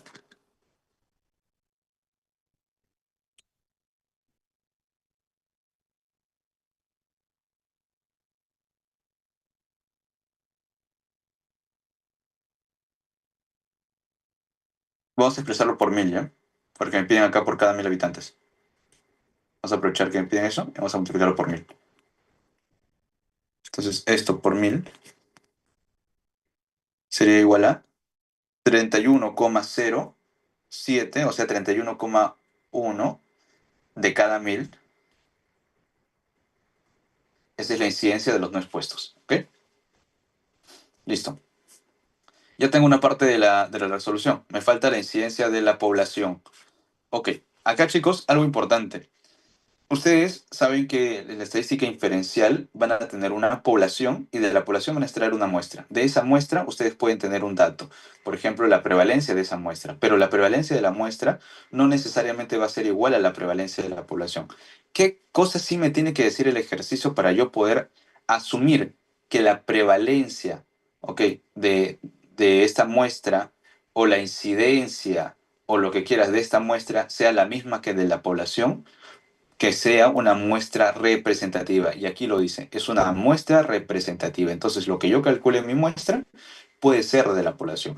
Porque técnicamente yo no voy a poder calcular a ciencia cierta la incidencia de la población, porque no tengo la población, tengo una muestra. Voy a calcular la incidencia de la muestra y como es una muestra representativa, esta va a ser la incidencia de la población. ¿Ok? Eso quiero que quede claro. ¿Cuál sería la incidencia de la muestra, por ejemplo, de estos 3.780? ¿Cuál es la incidencia de eso? 152 más 74, 226, entre 3.780 por 1.000. Esa es la incidencia de la muestra. 226 entre 3.780 por 1.000 me sale a 59,9 por cada 1.000. ¿Ok? la incidencia de la muestra, que como es representativa, es lo mismo que la incidencia de la población.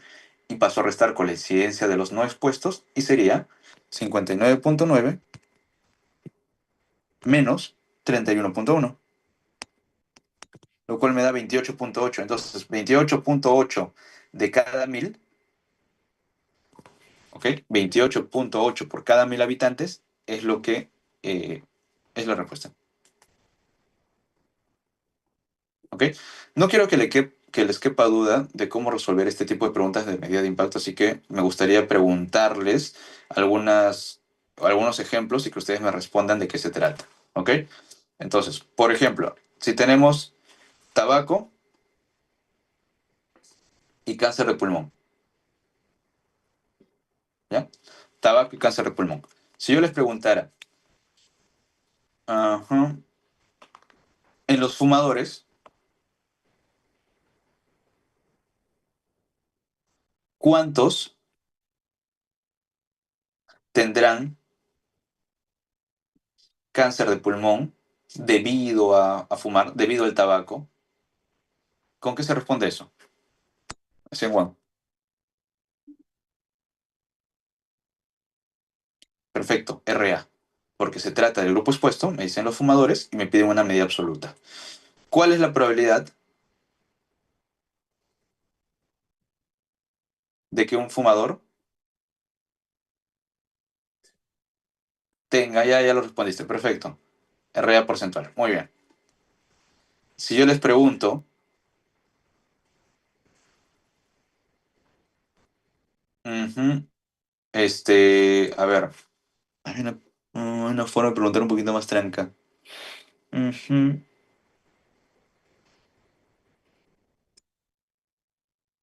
No, ya está bien. Sí, ya lo saben. Dale, avancemos. Ahí está, un verdadero y falso por fin. Respecto a los indicadores sanitarios y demográficos que pueden emplearse en el análisis de situaciones de salud, ASIS, indique si cada uno de las siguientes afirmaciones es verdadera o falsa. Mientras que la mortalidad materna es una razón, la mortalidad infantil es una proporción. Ya, ¿se acuerdan de los indicadores de mortalidad? Mortalidad general, mortalidad específica, mortalidad proporcional, mortalidad materna, mortalidad infantil y letalidad. ¿Listo? Son 6, ¿no? Entonces, cada uno tiene su fórmula. La mortalidad general son las muertes totales entre la población general. ¿Ok? La mortalidad específica son las muertes por una enfermedad entre la población general. La mortalidad proporcional son las muertes por una enfermedad entre las muertes totales. La mortalidad materna son las muertes ocurridas durante el periodo materno, que es incluso hasta el puerperio, hasta los 42 días postparto. ¿Ok? Muertes maternas entre el número de nacidos vivos. La mortalidad infantil, las muertes menores de un año entre los nacidos vivos. La letalidad, las muertes por una enfermedad entre la prevalencia de la enfermedad. ¿No? Listo. Entre el total de casos, personas enfermas. Es esa. ¿Cuáles sí te medían riesgo? Este de aquí te medía riesgo. Este de aquí te medía riesgo. Y este de aquí te medía riesgo. ¿Se acuerdan? Porque esto de aquí eran tasas. Tasa. Esto era una tasa. Esto también era una tasa. Esto de aquí era una proporción. ¿Ok? La proporción puede llegar a ser tasa, sí. Pero en este caso se quedaba solamente en proporción. ¿Ok? Solamente en proporción. Esto de aquí es una razón. Y esta es una razón también. Listo. Entonces, ninguna de esas tres me mide este riesgo, solamente las tres de aquí. Veamos, mientras que la mortalidad materna es una razón, verdadero. La mortalidad infantil es una proporción, falso, es una razón también, falso. Una relación que se presenta en todas las enfermedades es que a mayor letalidad, mayor es la mortalidad específica. A ver, analicemos. Letalidad es igual a mortalidad. Ah, ¿se acuerdan de los atajos? Por ejemplo, si yo agarro la mortalidad general, no, era mortalidad. Ah, no me acuerdo, pero igual inventemos nuestras fórmulas o hagámoslo de cero. Si es que no se acuerdan así también, fácil lo pueden sacar. Si quieres hallar la mortalidad específica, a ver, tienes mortalidad total entre población general, ¿ok? podemos hacer esto de aquí con mortalidad, muertes por una enfermedad entre muertes totales. Y es igual a muertes por una enfermedad entre población general. Ok, entonces, mortalidad general por mortalidad proporcional es igual a mortalidad específica.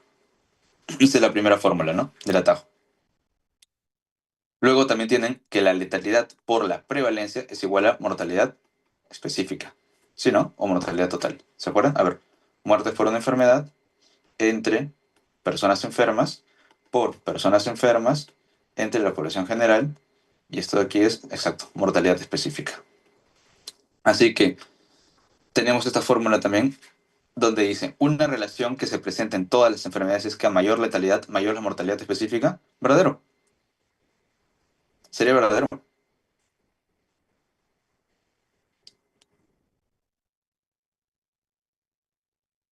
A mayor letalidad, mayor es la mortalidad específica. Si la letalidad incrementa, la mortalidad específica aumenta.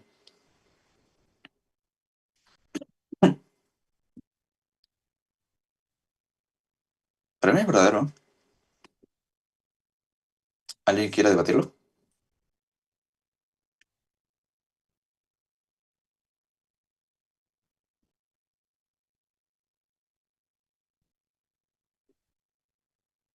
Bueno, con esto de acá se ve que hay una relación directa entre letalidad y mortalidad específica.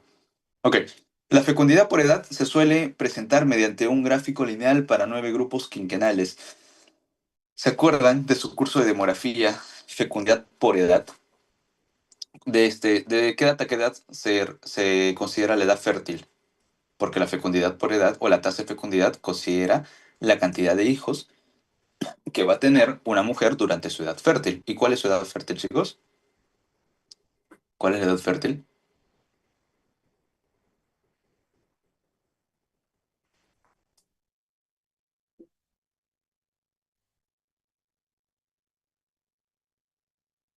¿Cuál es? Edad fértil. ¿Qué dice Gemini? Es de 15 a 49, ¿ok? De 15 a 49 años.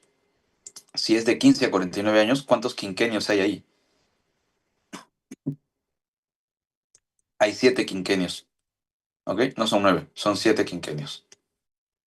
Puede llegar a 9 en algunas bibliografías internacionales, ya que lo agarran desde 10 hasta el 55, creo incluso, ¿ok? Pero, o sea, aquí en Perú se utiliza del 15 al 49. Entonces, este es falso. La migración neta, o sea, lo migratorio, que es la inmigración menos la inmigración menos emigración, es un indicador que puede tener valores tanto negativos como positivos, por supuesto, porque la inmigración puede ser menor a la emigración, y saldría un valor negativo, o al revés, ¿no? La inmigración puede ser mayor a la emigración y saldría positivo, así que eso es verdadero. Tiene falso, verdadero, falso, verdadero. Ya está. ¿Alguna duda con eso? Disculpa, con respecto al primer atajo, ¿cuál era los... ¿Era mortalidad general por qué es? Mortalidad proporcional. Ahí, a Mortalidad ver. general, ajá, por mortalidad proporcional es igual a mortalidad específica. Y el segundo atajo es la letalidad por la prevalencia es igual a mortalidad específica. Pero acá no se olviden que es 10 por. ¿Ya? Porque estos tienen sus factores por los cuales se multiplican, los cuales también ya les he explicado una mnemotecnia de cómo pueden acordarse si se multiplica por 100.000, por 1000 o por 100. Ajá, ya. Adelante, Guillermo.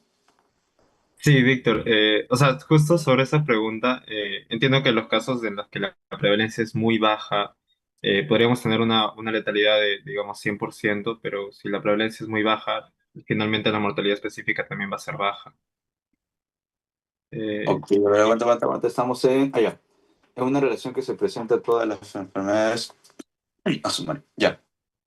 ¿Me puedes plantearlo de nuevo, por favor? sí, en estas enfermedades raras, por ejemplo, las que les dan a los niños y que no suelen sobrevivir más de un mes, o sea, no son compatibles con la vida, la letalidad es pues de 100%, pero la prevalencia es muy baja, entonces, por lo tanto, la muerte específica termina siendo baja también. Y Ya. esta también me parece que viene en un examen del 2025, es en marzo. Y el doctor lo marcó como falsa también. Tal cual decía la premisa.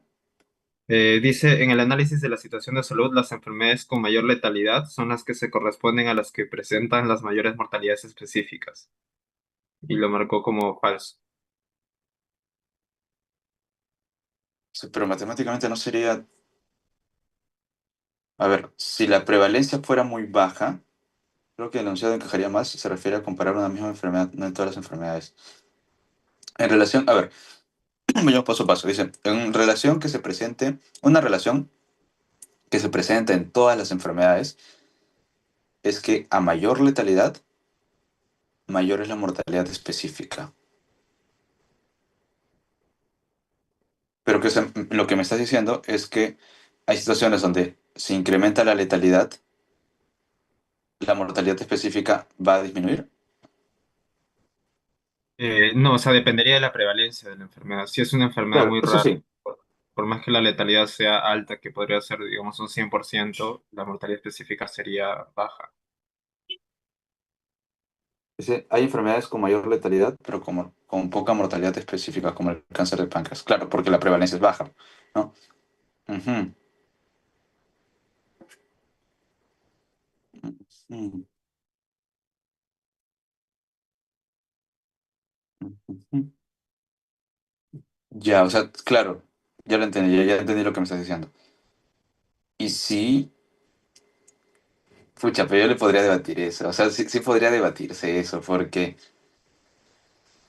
ah, supongamos, tengamos el caso de cáncer de páncreas, que tú dices, que como tal ustedes dicen, ¿no? Que ya, igual vamos a darle que esto es falso, por lo que ustedes me acaban de decir y por ya el antecedente que Guti ha marcado falso. El argumento que tengo en contra de esto es que tomemos el cáncer de páncreas, el de páncreas que ha puesto Juan como ejemplo, y es un buen ejemplo.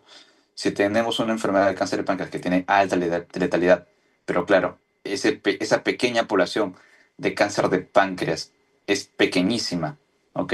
Es pequeñísima en todo comparado a toda la gente que hay, por más que la letalidad sea 99%, por ejemplo, si ya lo comparamos, esos muertos con toda la población general que hay, esa mortalidad específica va a ser pequeñísima también, ¿ok? Va a ser pequeñísima, por más que la letalidad sea grandaza.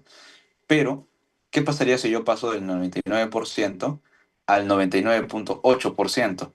La mortalidad específica, por más pequeña que sea, va a tener un poquito más. No sé si me entienden, como que en proporción, sí va a seguir siendo pequeña, por supuesto, pero sí va a incrementar. Entonces, yo lo había entendido de esa manera, ¿no? Como que hay una relación directa entre letalidad y mortalidad específica, lo cual sí es cierto porque la fórmula tal cual lo avala, pero interpretándolo ya a situaciones de prevalencias pequeñas,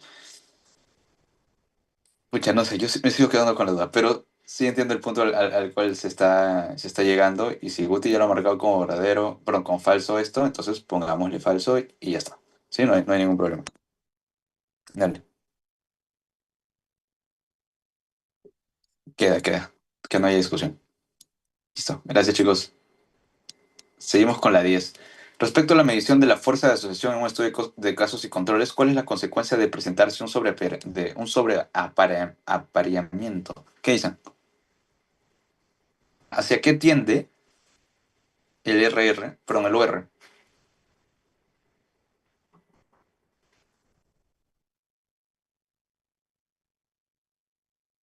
Tiende hacia el uno, ¿no? O sea, tiende a no encontrar diferencias, porque estás apareando o estás tratando de que los dos grupos sean tan iguales que las diferencias las vas anulando y al final tu OR tiende a ser uno, ¿ok? Te estás saliendo de del requisito de que los sanos perdón, los casos sean representativos de los enfermos y que los controles sean representativos de los sanos, porque estás abandonando esto y más estás yendo porque los controles sean similares a los casos, ¿no? Entonces como que estás abandonando eso por encontrar una mayor similitud y van siendo cada vez menos representativos y por lo tanto tu OR no va a estimar bien al RR y va a tender hacia el 1. La respuesta aquí es que tiende hacia el 1, ¿ok? Tiende hacia la unidad, tiendes a no encontrar, a no encontrar diferencias, pierdes potencia, también puedes colocarlo como eso, todo eso. Listo. Siguiente pregunta. El sábado 4 de mayo de 2024, el joven ABC asiste a un festival de comidas en el que consume un sándwich de pollo que estaba contaminado con salmonela, entérica, serotipo tifi. Estamos en sábado 4 de mayo de 2024, mira. Entonces acá hacemos nuestra... Listo. 4 de enero, febrero, marzo, abril, mayo, 5. 4 del 5. Aquí consume. Perfecto. El 11 de mayo, el joven ABC empezó a excretar salmonella tifi.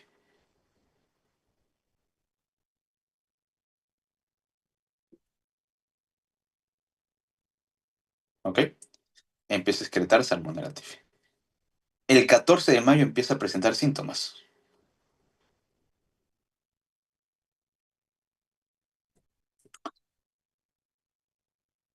Ujú. El miércoles 15 de mayo acude por consulta externa a un establecimiento de salud.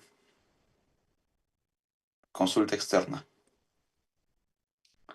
Donde luego de realizar una historia clínica completa se tiene como diagnóstico probable fiebre tifoidea. Se solicita pruebas de laboratorio, las cuales confirman el diagnóstico y de esa manera el 17 de mayo inicia su tratamiento antibiótico. ¿Ok? Por 7 días. Así el joven ABC culminó su tratamiento el día 23.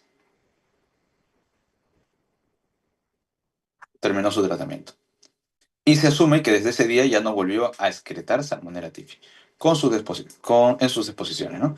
En ese contexto, el joven ABC, ¿cuál fue el periodo de incubación para este cuadro de enfermedad infecciosa? Ya, defíname por favor qué cosa es el periodo de incubación. Mientras voy acá sacando esto para poner colorcitos. ¿Qué es el periodo de incubación?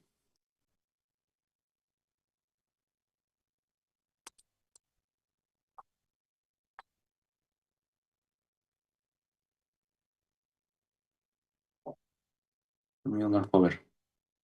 Ya, eso. ¿Qué dice? Periodo de incubación.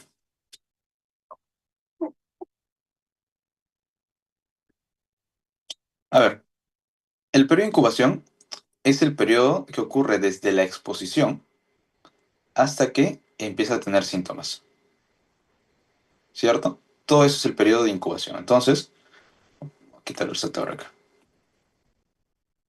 Si me piden el periodo de incubación, es básicamente desde que consume o desde que se expone hasta que tiene síntomas. Ese es periodo de incubación. ¿Ok? En la historia de la enfermedad, a partir ya de los síntomas, sería, ya habría cruzado el horizonte clínico, ¿cierto? Entonces tendrías una etapa prepatogénica, una etapa patogénica y luego la convalescencia. Listo. Entonces, de aquí ya tendrías la fase clínica, ¿no? Fase clínica, perdón. Patogénica, no era. Fase clínica, periodo de incubación. Ya, a partir de aquí tenemos la fase clínica y listo. Ahora, ¿se acuerdan ustedes del periodo de latencia? ¿Qué es el periodo de latencia? ¿O de qué fecha sería en este caso el periodo de latencia?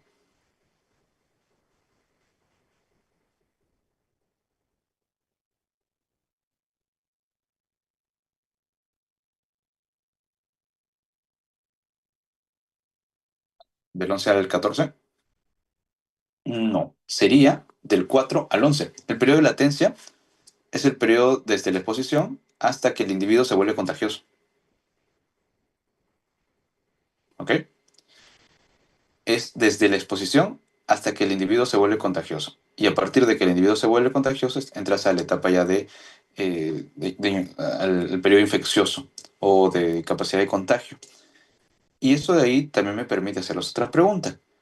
¿Cuál es el periodo en el cual el paciente se encontró como portador? ¿En qué periodo el paciente se encuentra como portador?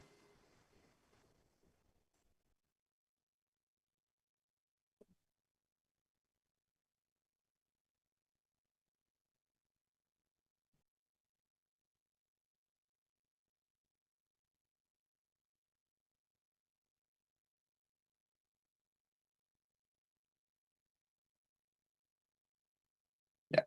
Pedro, voy a asumir que te adelantaste a la pregunta y voy a tomar esa respuesta como la respuesta correcta de la pregunta que acabo de hacer.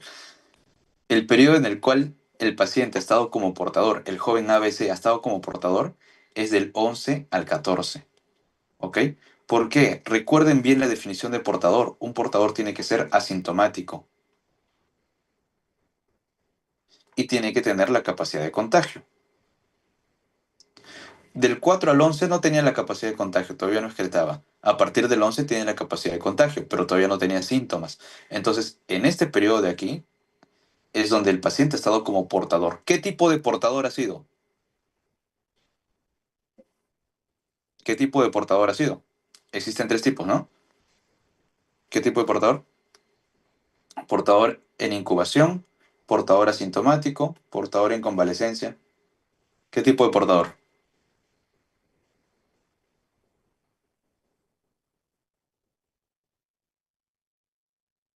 En incubación.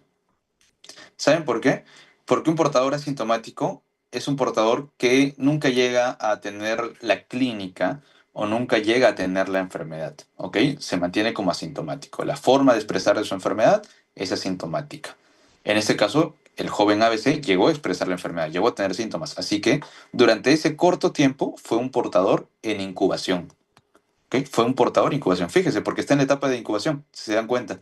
Del 4 al 14 estuvo en incubación. Y en ese periodo del 11 al 14 en particular, estuvo como portador, pero en incubación. Luego pasó ya a ser una persona contagiosa, sintomática, ¿está bien? Y si es que por ahí te hubieran dicho, ¿ok? Porque a partir del 23 dice que deja de contagiar. Si te hubieran dicho por ahí, el 18 del 5 dejó de tener síntomas, entonces, del 18 al 23, nuevamente fue un portador, porque todavía contagiaba hasta el 23. Fue un portador, pero un portador convaleciente, ¿no? ¿Ok? Hubiera sido así si es que te hubieran dicho eso. Listo. Entonces, creo que todas esas variantes de preguntas se pueden sacar de este ejemplo de aquí. Así que la respuesta aquí era, ¿cuál fue el periodo de incubación para este cuadro de enfermedad? Lo que habían puesto al inicio de el... Espérate, ya ni me acuerdo las fechas. Del 4 al 14. Ah, me piden de incubación, pero acá me ponen periodo de latencia. Bueno, ya saben que el periodo de latencia ha sido del 4 al 11. ¿Ok? Incubación ha sido del 4 al 14. Ojo. ¿Alguna consulta ahí?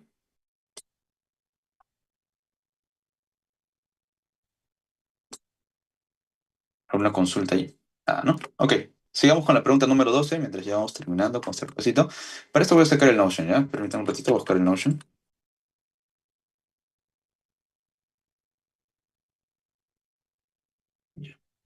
Ajá, aquí está. Es lo que quiero que recuerden. Y bueno, también quiero recordar. Es el tema de revisiones sistemáticas.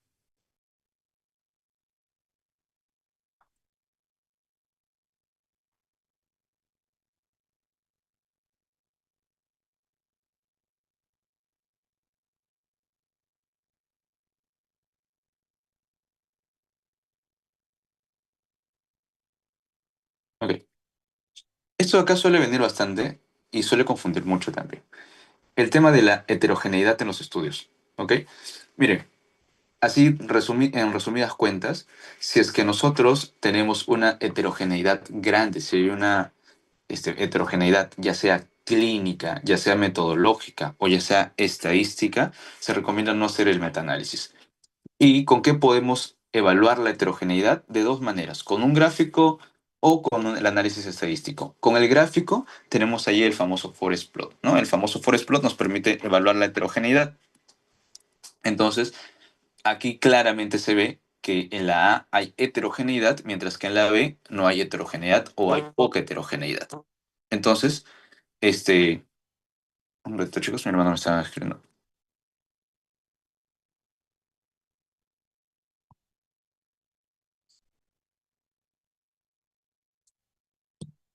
Ya, continuamos. Entonces, en el gráfico B hay poca heterogeneidad o no hay heterogeneidad, en el gráfico A sí la hay. Pero si es que el gráfico no te ayudara mucho, también te puedes apoyar de los análisis estadísticos, ¿ok? Entonces, en el caso de los análisis estadísticos tienes dos pruebas. o el estadístico Q o el coeficiente I cuadrado.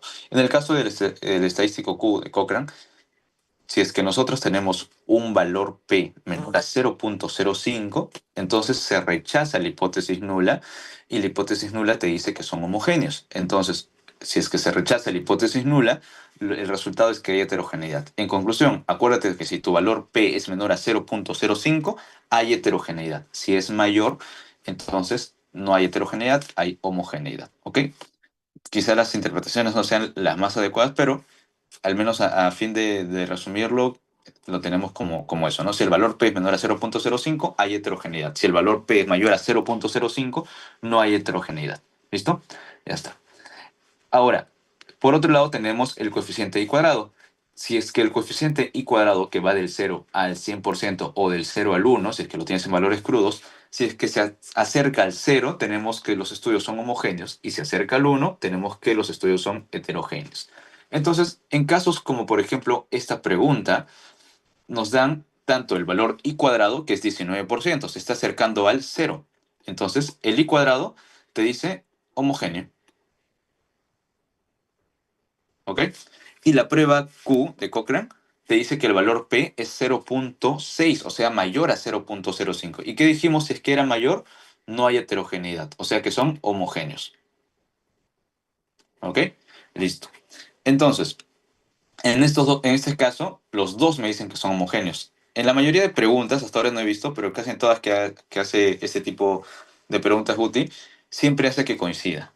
¿Existen situaciones donde pueden no coincidir? Sí. Y cuando no coinciden, quien tiene en realidad mayor fuerza es el I cuadrado. ¿Ok? El I cuadrado, porque la prueba Q es muy sensible al tamaño de la muestra o al tamaño o la cantidad de artículos que puedas colocar en tu revisión sistemática. ¿Ok? Mientras que el I cuadrado, pues, es más fuerte y es independiente en realidad de esa cantidad de artículos. Entonces, si es que al final, en algún momento les pones diferentes, confíense más del I cuadrado. En este caso es homogéneo. Y cuando es homogéneo, ¿qué tipo qué modelo de metaanálisis será el más apropiado aplicar teniendo en cuenta estos resultados? ¿Cuál dice? Hay dos, ¿se acuerdan?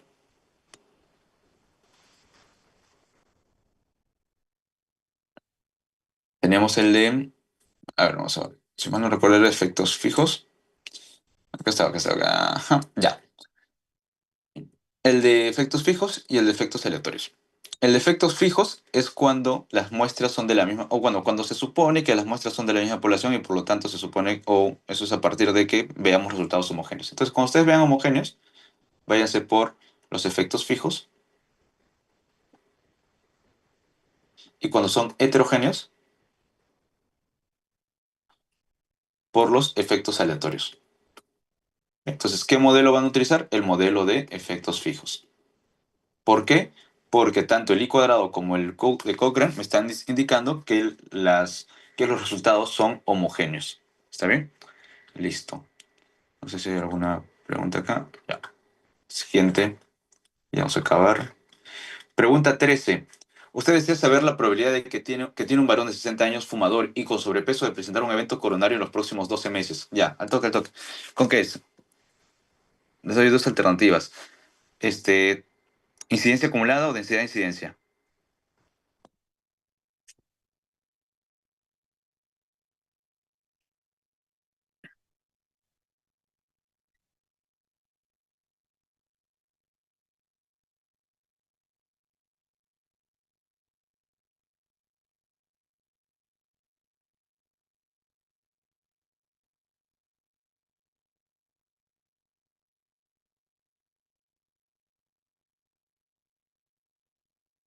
Oye, me responde. Ya.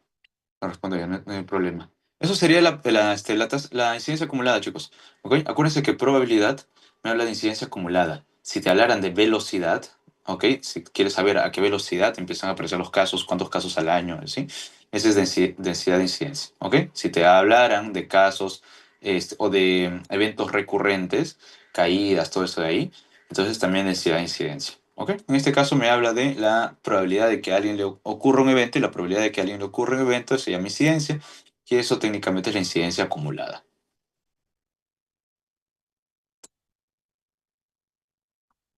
Ya vamos a terminar con esto. Pregunta 14.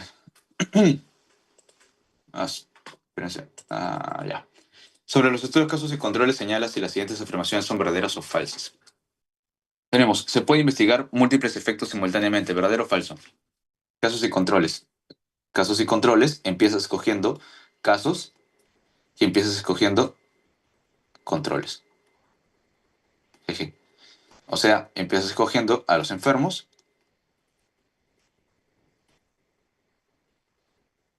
madre, qué feo escribo, enfermos y a los sanos, y luego tú averiguas retrospectivamente sobre sus prevalencias.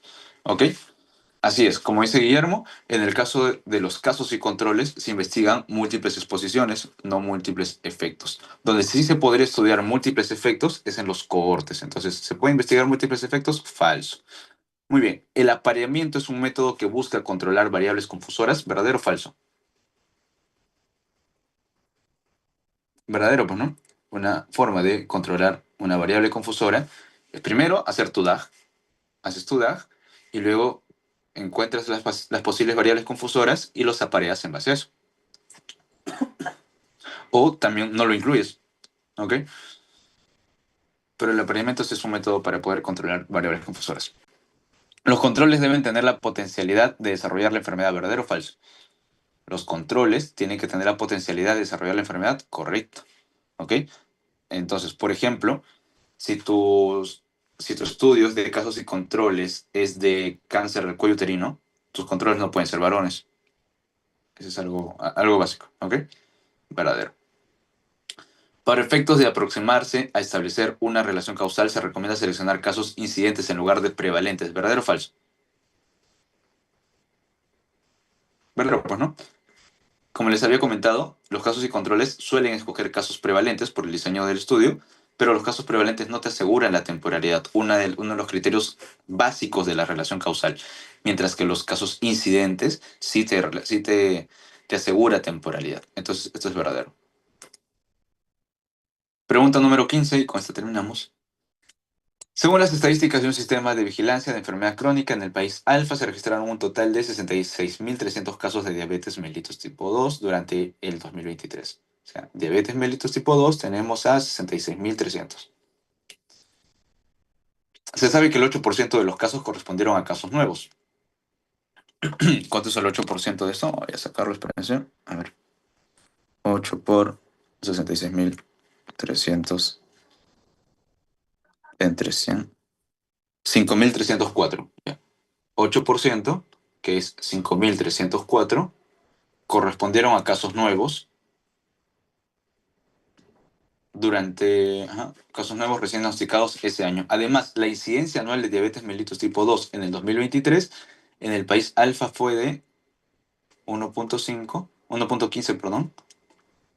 La incidencia 1.15 por cada 1.000 habitantes. ¿Cuál fue la población? Ya, pues fácil, ¿no? La incidencia es igual a los casos nuevos entre la población total expuesta, pero la población en riesgo de tener la enfermedad, y en este caso lo multiplicamos por 1.000 para que me dé el valor de 1.15. Entonces, 1.15 por cada 1.000 habitantes. Ya. Entonces, esta división me tiene que salir esto de acá. ¿Ok? Tenemos casos nuevos, sería 1.304 entre la población total, me sale igual a 1.000, esto de aquí, entre 1.000. Listo. Ya tenemos la fórmula, simplemente despejamos y ya está. Tendríamos que por 1.000 entre 1.15 es igual a la población total. Calculamos eso, sería por 1.000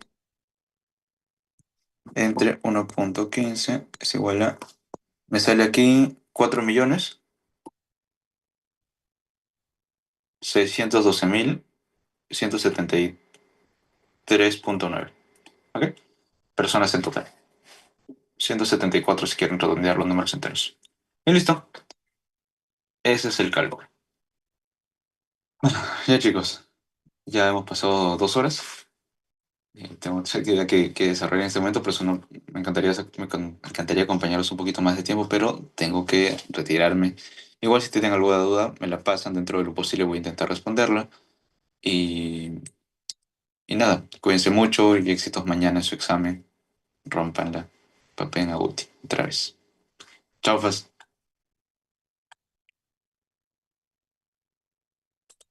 Recording stopped.